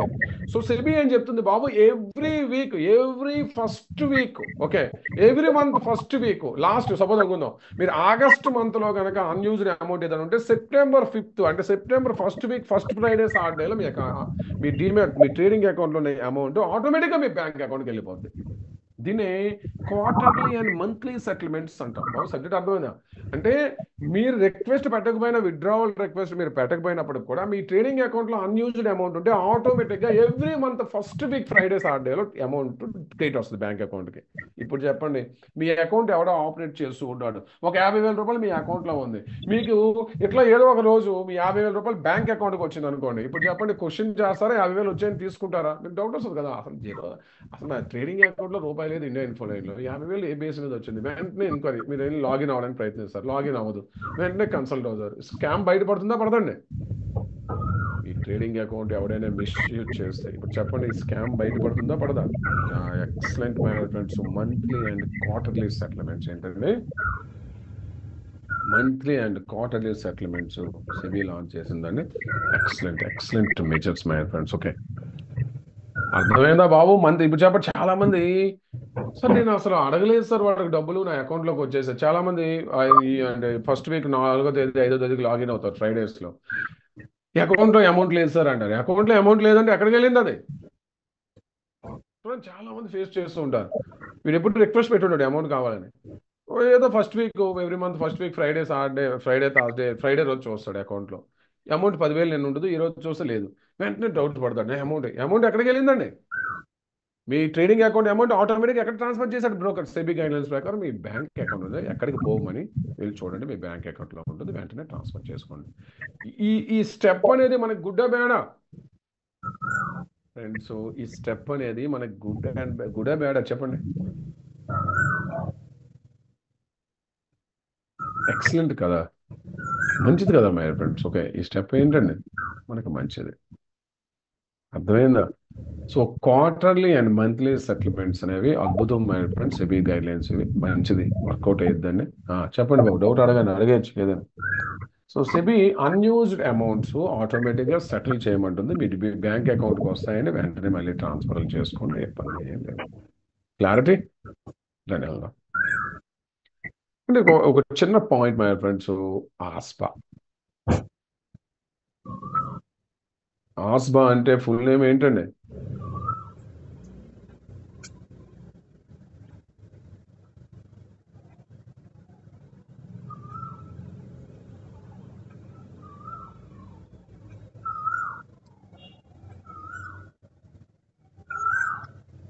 Application supported by. Okay, మీకు ట్రేడింగ్ ఉన్నా సరే రోజు ఇప్పుడు సపోజ్ మీ అకౌంట్లో 50,000 ఉందండి, 50,000 మొత్తం యూజ్ చేస్తారండి? కంప్లీట్గా యూజ్ చేయరు కదా 50,000. అన్యూజ్డ్ అమౌంట్ ఏదున్నా వాడి పాయింట్ ఆఫ్ వ్యూలో ఓన్లీ ట్రేడింగే చేస్తూ ఉన్నారనుకోండి, ఇన్వెస్ట్మెంట్ ఒక్కరోజు కూడా చేయకుండా అమౌంట్ వెళ్ళిపోద్ది ఆటోమేటిక్. అర్థమైందా? వాడు ఒక ఫార్ములా వేసి క్యాల్కులేట్ చేస్తాడు. ఓకే, ఆ ఫార్ములా ప్రకారం ఎంత అమౌంట్ ఉంటే అంత అమౌంట్ వెళ్ళిపోతుంది. మీరు 50,000 ఏదో ఒక రోజు 10,000 రూపాయలు ఇన్వెస్ట్మెంట్ చేసి మళ్ళీ అమ్మారనుకోండి, ఆ 10,000 నుంచి 40,000 వేస్తారు. సో వాడు పాయింట్ ఆఫ్ వ్యూలో ట్రేడింగే చేస్తూ ఉన్నాడు అనుకోండి, వాడు అన్యూజ్డ్ కింద చూస్తారు, మిస్యూజ్ వద్దని చెప్పి మళ్ళీ వెంటనే ట్రాన్స్ఫర్ చేస్తారు మీ అమౌంట్ అంతా. సో అది తప్పించుకోవాలంటే మీరు లిక్విడ్ బేస్, నిఫ్టీ బేస్ ఉంటాయి, అవి కొనుక్కున్నారనుకోండి, ఇన్వెస్ట్మెంట్ అవుతుంది కదా. మీరు కొన్నారు డిమేట్లో వెళ్తాయి, అవి పడవ పెరగవు, అక్కడే ఉంటాయి లిక్విడ్ బేస్ అనేవి, మళ్ళీ వెనక్కి వచ్చేస్తాయి. కాబట్టి మీ అమౌంట్ యూజ్ అయినట్టు ఉంటుంది, ఇది ఉండదు. ఇన్ కేస్ అమౌంట్ ట్రాన్స్ఫర్ అయినా మీకు ఏమైనా ఇబ్బంది అండి? మీ అమౌంట్లు ట్రాన్స్ఫర్లు అయినా మీకు ఏమైనా ఇబ్బంది? మళ్ళీ అమౌంట్ ట్రాన్స్ఫర్లు అయితే బ్యాంక్ నుంచి చేసుకోండి బాబు, మంచిదే కదా, నష్టమే ఉంది. వాడు ఏం చేస్తాడు, క్యాల్కులేట్ చేస్తాడండి, ఫార్ములా వేస్తాడు.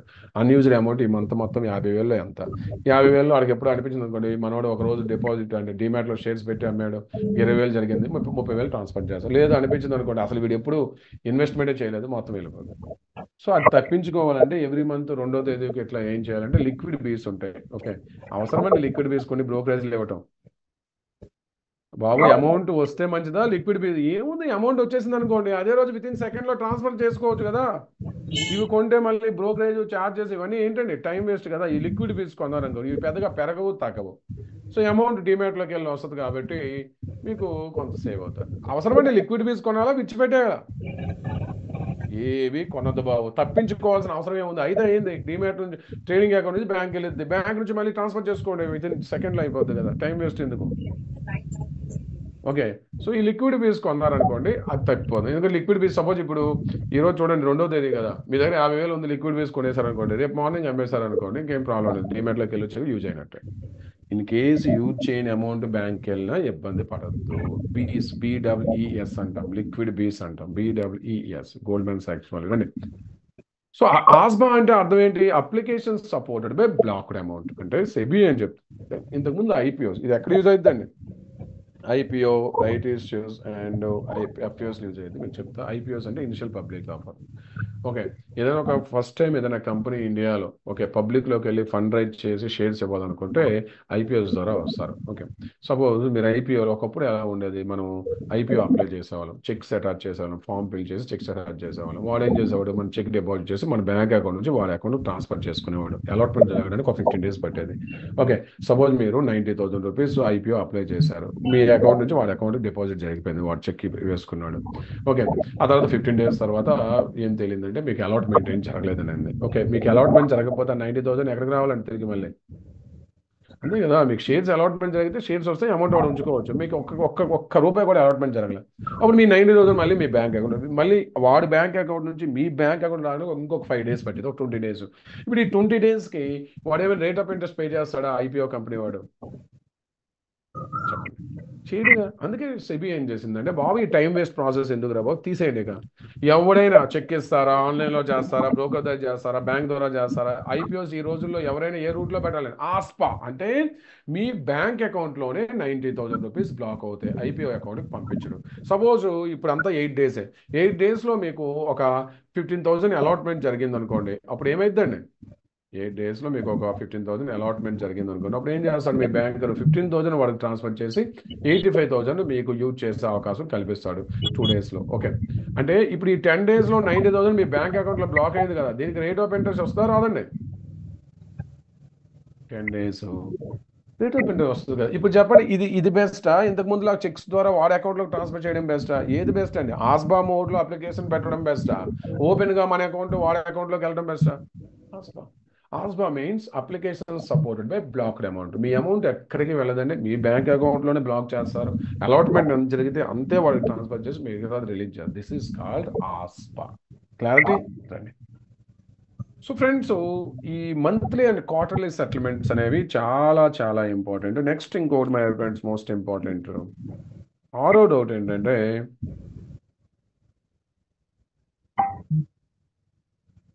బాబు ఎవరికైనా ఇప్పుడు ఏం డౌట్ రాలేదా? సార్ మనము పవర్ ఆఫ్ అటర్నీ ఇస్తాం కదా, షేర్స్ మనతో ఉంటాయి, ఓకే, మన డబ్బు వాడుతూ ఉంటుంది, ఏమైనా మిస్యూజ్ చేసే అవకాశం ఉందా లేదా? డౌట్ ఎవరికి ఉందా లేదండి?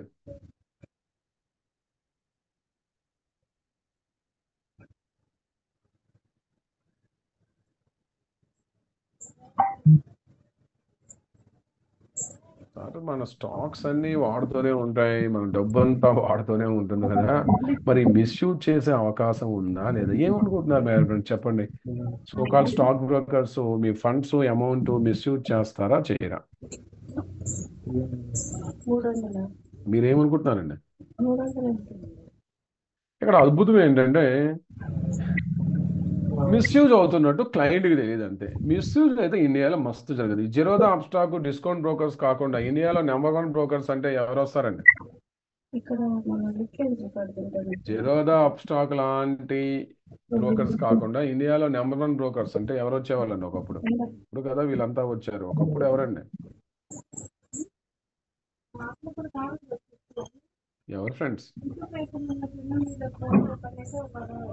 మీరు చూడండి, ఇవే share Khan, India Infoline, okay okay, ఆ తర్వాత ఆదిత్య బిర్లా, ఓకే, మోతిలాల్ ఓస్వాల్, వీలే కదా ఒకప్పుడు. కార్వీ ఎత్తేసారండి, స్కామ్ చేసి మొత్తం ఎత్తేసారు. కార్వీ వచ్చేదా గుర్తు, వీళ్ళు రాలేదా ఇప్పుడు? అంటే angel broking, Motilal Oswal, share Khan, వీళ్ళ పేర్లు ఇప్పుడు వినలేదండి. జిరోదా అప్స్టాక్ ఈ 5-6 years నుంచి ఎక్కువ వింటున్నాను. అంతకుముందు వీలే కదా నడిపారు ఇండియాని. ఓకే, అద్భుతం ఏంటంటే, ఇప్పుడు చెప్పండి, మీ షేర్స్ ఏమైనా యూజ్ అవుతాయండి? బాబు మీ షేర్స్ని వాడైనా మిస్యూజ్ చేస్తాడా? షేర్స్ ఎవరితో ఉన్నాయండి? షేర్స్ ఎవరితో ఉన్నాయి?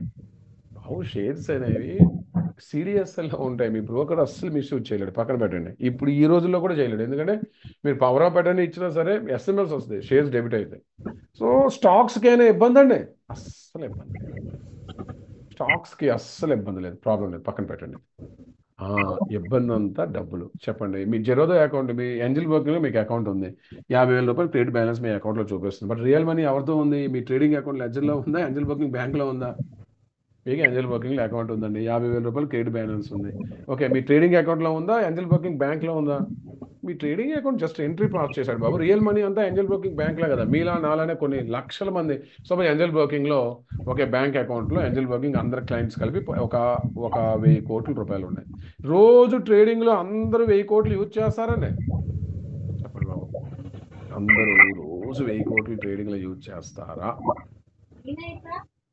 చేయరు కదా. వాడికి క్లారిటీ. 100 మంది నా దగ్గర క్లయింట్స్ ఉంటే 30-40% కానీ ఎవడు యూజ్ చేయడు. అందరూ ఇన్వెస్ట్మెంట్స్ అలా ఉంటాయి, అమౌంట్లు యూజ్ చేయరు ఎవడు. ట్రేడింగ్ ఇప్పుడు మీ అకౌంట్లో ₹1,00,000 అంటే మీరు ₹1,00,000 ఎప్పటికీ యూజ్ చేయరు. 20,000 30,000 ట్రేడ్ చేస్తూ ఉంటారు. ఏదో సిచ్యువేషన్ ₹1,00,000 యూజ్ చేస్తారు.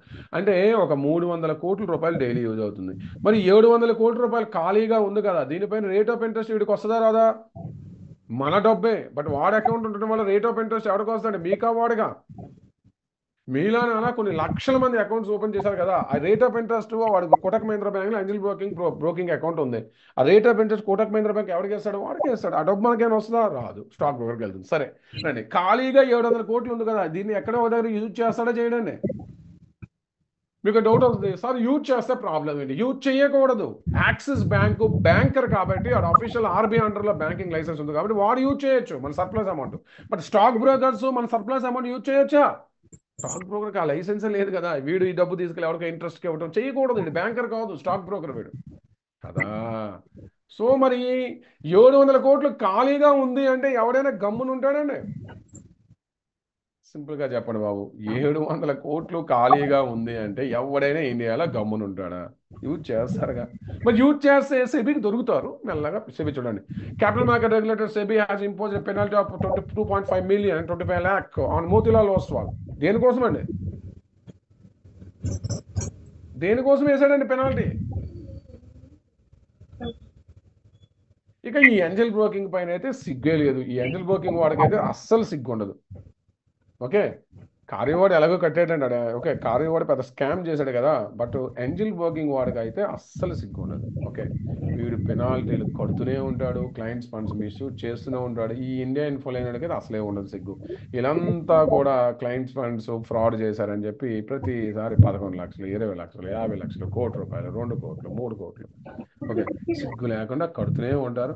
ఆ సెబీ కూడా తీసుకుంటూ ఉంటుంది, పెనాల్టీలు అయితే పడతాయి. ఎందుకు రా బాబు అంటే క్లయింట్ ఫండ్స్ మిస్యూజ్ జరిగితే దొరుకుతారు, ఏదో ఒకటి కడుతూ ఉంటారు.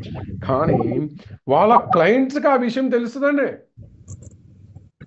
బాబు మన డబ్బు వీడు మిస్యూజ్ చేశాడనే విషయం తెలుస్తుందా? తెలియదు కదా. ఎందుకంటే ఫోన్జీ స్కీమ్. అదే ఫోన్జీ స్కీమ్ అంటే అర్థం ఏంటి? ఇక్కడ మీరు ఒక్కరే కాదు కదా, ఇప్పుడు 1,000 కోట్లలో అందరూ ఒకేసారి పేఅవుట్ అడుగుతారండి డబ్బులు. 1,000 కోట్లు ఉందండి కార్వీలో, కానీ కార్వీ లేదు ఇప్పుడు ఏంజల్ బ్రోకింగ్లో. అందరూ 1,000 కోట్లు ఒకే రోజు విత్డ్రా చేస్తారా ఫ్రెండ్స్? వాడికి తెలుసు కదా, విత్డ్రా అందరూ ఒకేసారి చేయరు. 1,000 కోట్లు 100 కోట్లు విత్డ్రా అవ్వచ్చు. ఏముంది, 700 కోట్లు 600 కోట్లు యూజ్ చేసినా 100 కోట్లు పేఅవుట్లు పెట్టచ్చు. మళ్ళీ కొత్త వాళ్ళు డిపాజిట్ చేస్తూనే ఉంటారు. అంటే వాడి డబ్బు వాడికి, క్లయింట్ డబ్బు క్లయింట్కి వెళ్తూ ఉంటుంది, వాడికి యూజ్ ఉంటుంది. బట్ సెబీ స్ట్రిక్ట్గా ఉంటుందని. ఇన్ కేస్ క్లయింట్స్ స్టాక్స్ అయితే మిస్యూజ్ చేసే అవకాశం లేదు, బట్ అమౌంట్ యూజ్ చేయొచ్చు. But grow app, okay, Angel broking sorry Zerodha, grow app, of stock వాళ్ళైతే ఇంతవరకు పెనాల్టీలు ఏం పడలా. ఓకే, అండ్ ఇంకొక doubt, weather if stock broker got default మన పరిస్థితి ఏంటి? ఎప్పుడైతే డౌట్ వచ్చిందండి, ఇప్పుడు జెరోదాలో 50 లక్షలు, 10 లక్షలు, లక్ష పెట్టి ఎవడైనా ఉంటే ఆ జెరోదా వాడే డిఫాల్ట్ అయితే మన పరిస్థితి. కార్బీ డిఫాల్ట్ అయింది, కార్బీ ఆపరేషన్స్ ఇప్పుడు స్కామ్ బయటపడినా సెబీ వాడు వెంటనే బ్లాక్ చేశాడు, అంటే ఆపేశాడు. ఇంకా ట్రేడింగ్ ఎలా చేయడం బాబు నీ అకౌంట్లో. పాపం క్లయింట్స్ అమౌంట్లో వాడి అకౌంట్లో ఉన్న షేర్స్ చాలా కన్ఫ్యూజ్. ఇప్పుడు కూడా చాలా మంది సెటిల్ అవ్వలేదు కార్బీ స్టాక్ బ్రోకర్స్లో. Okay, whether if stock brokers got default, okay, default అయినా లేదంటే సెబీ వాడు ఆపరేషన్ స్టాప్ చేసిన, ఓకే, మన అమౌంట్ షేర్స్ పరిస్థితి ఏంటి? ఎవరికైనా ఈ డౌట్ ఉందండి?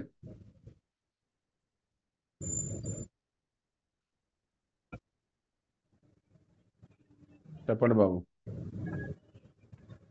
బాబు మన అమౌంట్స్, అదేవిధంగా స్టాక్స్ పరిస్థితి ఏంటండి? స్టాక్ బ్రోకరే డిఫాల్ట్ అయ్యాడు అనుకోండి, ఇప్పుడు చెప్పండి బాబు పరిస్థితి ఏంటి? స్టాక్స్కైనా ఇబ్బంది. ఇప్పుడు సపోజ్ మీకు ఏంజల్ బ్రోకింగ్లో అకౌంట్ ఉంది, స్టాక్స్ ఏంజల్ బ్రోకింగ్ డిఫాల్ట్ అయింది, ఏముంది? షేర్స్ ఎక్కడ ఉంటాయండి? డీమ్యాట్లో ఉంటాయి కదా, మరి జీరోదలో అకౌంట్ ఓపెన్ చేసి ట్రాన్స్ఫర్ చేసేయచ్చు, డీమ్యాట్ టు డీమ్యాట్, ప్రాబ్లం లేదంటే స్టాక్స్కి ఇబ్బంది లేదు, పక్కన పెట్టండి. ప్రాబ్లం ఎక్కడ ఉంటుంది? Amount. Amount Angel broking trading అకౌంట్లో మీకు కనిపించేటప్పుడు కూడా real money Angel broking bank అకౌంట్లో ఉంటుంది, అది టైం పడుతుంది. బాబు ఈ పాయింట్ అర్థమైందా? ఏంజల్ బ్రోకింగ్ ట్రేడింగ్ అకౌంట్లో ఉంటుంది కదా, అది టైం పడుతుంది బాబు.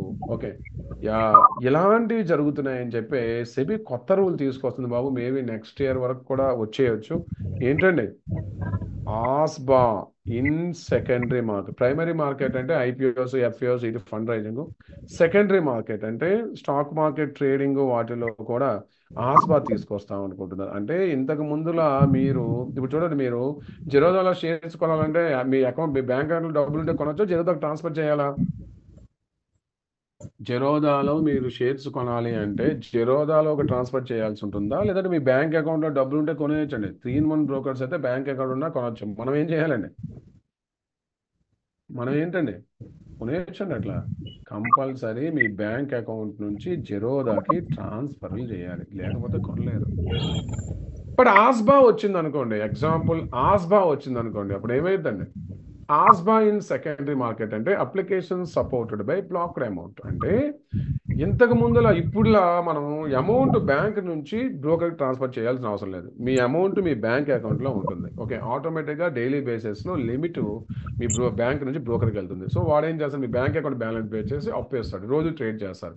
సపోజ్ ఈ రోజు 5,000 ప్రాఫిట్ వచ్చింది అనుకోండి, అదే రోజు ఈవినింగ్ జెరోదా నుంచి మీ బ్యాంక్ వెళ్తే 5,000 లాస్ వచ్చింది అనుకోండి, అప్పుడు ఈవినింగ్ యాక్సిస్ బ్యాంక్ మన బ్యాంక్ నుంచి జెరోదాకి ట్రాన్స్ఫర్ అయింది. సో ఇట్లా చేయటం ద్వారా అమౌంట్ బ్రోకర్తో ఉంటుందా, బ్యాంక్తో ఉంటుందండి? బాబు ఆస్బా ఇన్ సెకండరీ మార్కెట్ వస్తే మీ రియల్ అమౌంట్ బ్రోకర్తో ఉంటుందా, బ్యాంక్తో ఉంటుందా?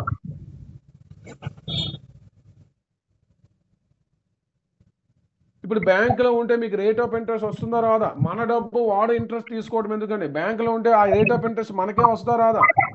అంతే కదా. ఇప్పుడు 1,00,000 మంది క్లయింట్స్ ఏంజల్ బ్రోకింగ్లో 70 కోట్లు పెట్టుబడి ఉంటే బ్యాంక్ అకౌంట్లో ఉంటుంది కాబట్టి rate of interest Angel broking time waste కదా. సెబీ ఏం చెప్తుంది? బాబు ఎందుకే టైం వేస్ట్, నీ దగ్గర ఎందుకు డబ్బులు ఉంచాలి, ఎందుకు ఆస్బా తీసుకురాకూడదు? ఓకే, అతి త్వరలో ఆస్బా ఇన్ సెకండరీ మార్కెట్ అంటే మీ అమౌంట్ బ్రోకింగ్ కంపెనీకి వెళ్ళాల్సిన అవసరం లేదు, మీ బ్యాంక్ అకౌంట్లోనే ఉంటుంది. ఇప్పుడు చెప్పండి, ఈ రిఫార్మ్ కనుక వస్తే మనం సేవ్ అవుతామా, అవ్వండి? ఇది మంచి న్యూసా, ఇది బ్యాడ్ అండి?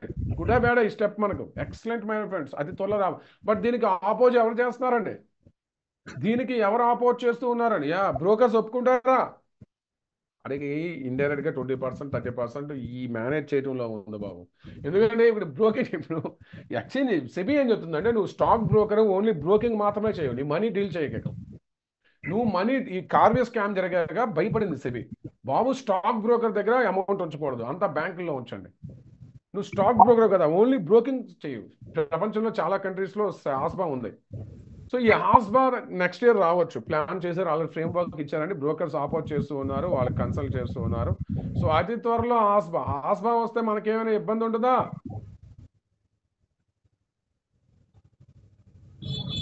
ఎక్సలెంట్ బాబు, ఆస్బా వచ్చింది అనుకోండి, ఎక్సలెంట్. దాన్ని వెళ్దాం నెక్స్ట్.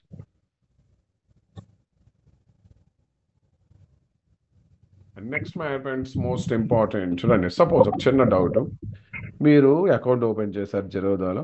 ఓకే, మీ ట్రేడింగ్ అకౌంట్ జీరో బ్యాలెన్స్, రూపాయి లేదు, బట్ మీ డీమ్యాట్ అకౌంట్లో 1,00,000 రూపీ షేర్స్ ఉన్నాయి.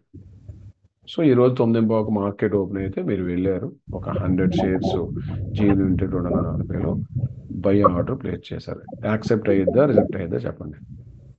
మీ ట్రేడింగ్ అకౌంట్లో రూపాయి బ్యాలెన్స్ లేదు, బట్ మీ డీమ్యాట్లో 1,00,000 రూపీ వర్త్ షేర్స్ ఉన్నాయి.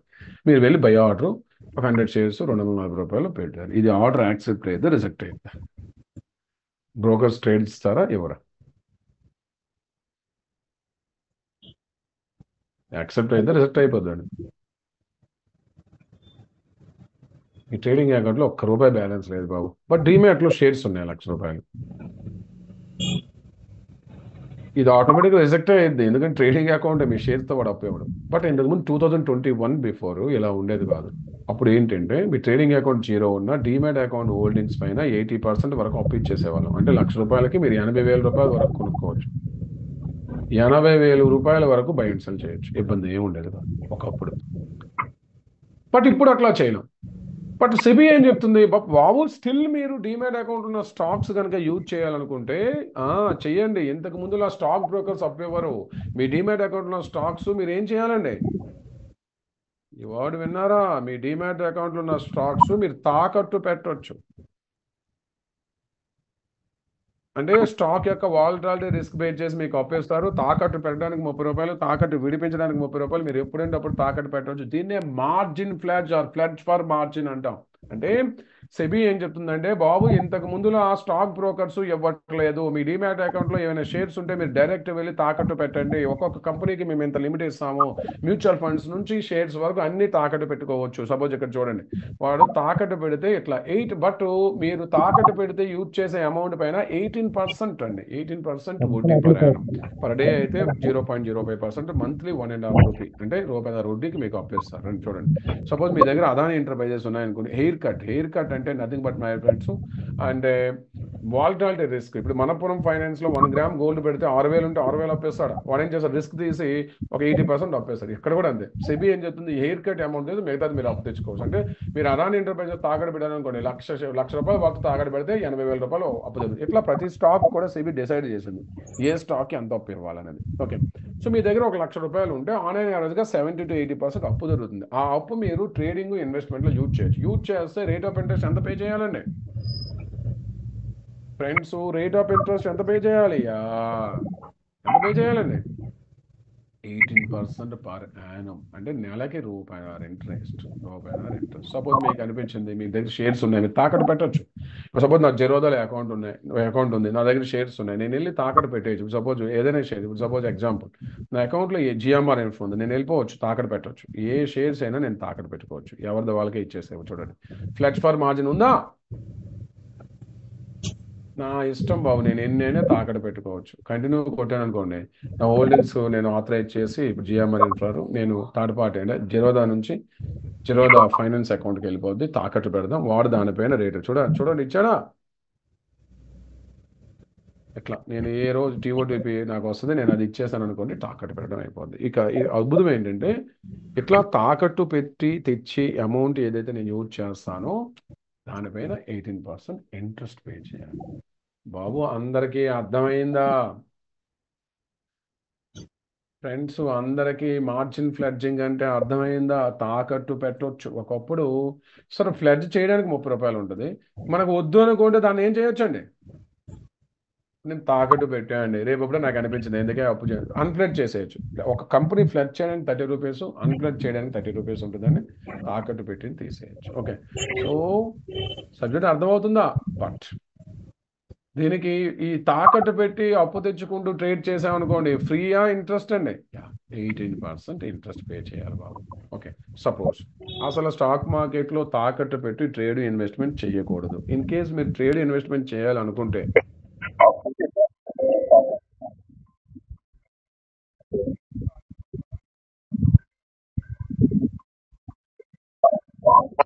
అప్పు చేసి రాకూడదు ఫస్ట్ రూల్. ఇన్ కేసు మీరు డిసైడ్ అయ్యారు చేసుకుందాం రా బాబాయ్ అప్పు చేద్దాం, ప్రాబ్లం ఏంది, నేను ఎక్కువ సంపాదించగలంటే షేర్స్ తాకట్టు పెట్టాలా, ఇంట్లో ఉన్న గోల్డ్ తాకట్టు పెట్టాలండి. షేర్స్ దయచేసి తాకట్టు పెట్టద్దా, 18% చాలా ఎక్కువ. గోల్డ్ పెట్టుకోండి బాబు, జస్ట్ 9 to 10% దొరుకుతున్నాయండి. ఓకే, నీట్గా తేవండి, అమౌంట్ తెచ్చి ఓకే, ఇంట్రాడేలో అలాగో అప్పు దొరుకుతుంది. సో నాకు తెలిసి 10,000 ఉంటే 50,000 చేయొచ్చు. ఇన్వెస్ట్మెంట్ కోసం కూడా అప్పు చేసి ట్రేడ్ చేయొద్దు. ఓకే, యా, ఇది ఈరోజు class my friends. Most important, అసలు worlds most powerful rating agencies అంటే ఏంటి, వాటి యొక్క రోల్ ఎలా ఉంటుంది, కేవైసీ డాక్యుమెంటేషన్ ఏంటి, and most important demat trading and bank account యొక్క యూసేజ్ ఏంటి, దాన్ని ఎలా అర్థం చేసుకోవాలి, అసలు ఇండియాలో క్లియరింగ్ అండ్ సెటిల్మెంట్ ఎట్లా జరుగుతూ ఉంటుంది, okay, pay in pay out అంటే ఏంటి, డిమాట్ అకౌంట్ యూసేజ్ ఏంటి, ఓకే, సిడిఎస్ఎల్ ఎన్ఎస్డిఎల్ ఎలా అర్థం చేసుకోవాలి, ఎలాంటి సిచ్యువేషన్స్లో డిమాట్ అకౌంట్ యూజ్ అవుతూ ఉంటుంది, and most important as a stock market ఇన్వెస్టర్గా demat and trading accounts open చేశాక కొన్ని కామన్ డౌట్స్ ఉంటాయండి, వాటిల్ని ఎలా అర్థం చేసుకోవాలి, దాట్స్ వెరీ ఇంపార్టెంట్. ఒక 8 డౌట్స్ ఇవైతే రియల్ లైఫ్లో వస్తూ ఉంటాయి. ఇది ఈ రోజు క్లాస్ బాబు, అందరికీ క్లాస్ నీట్గా అర్థమైందా?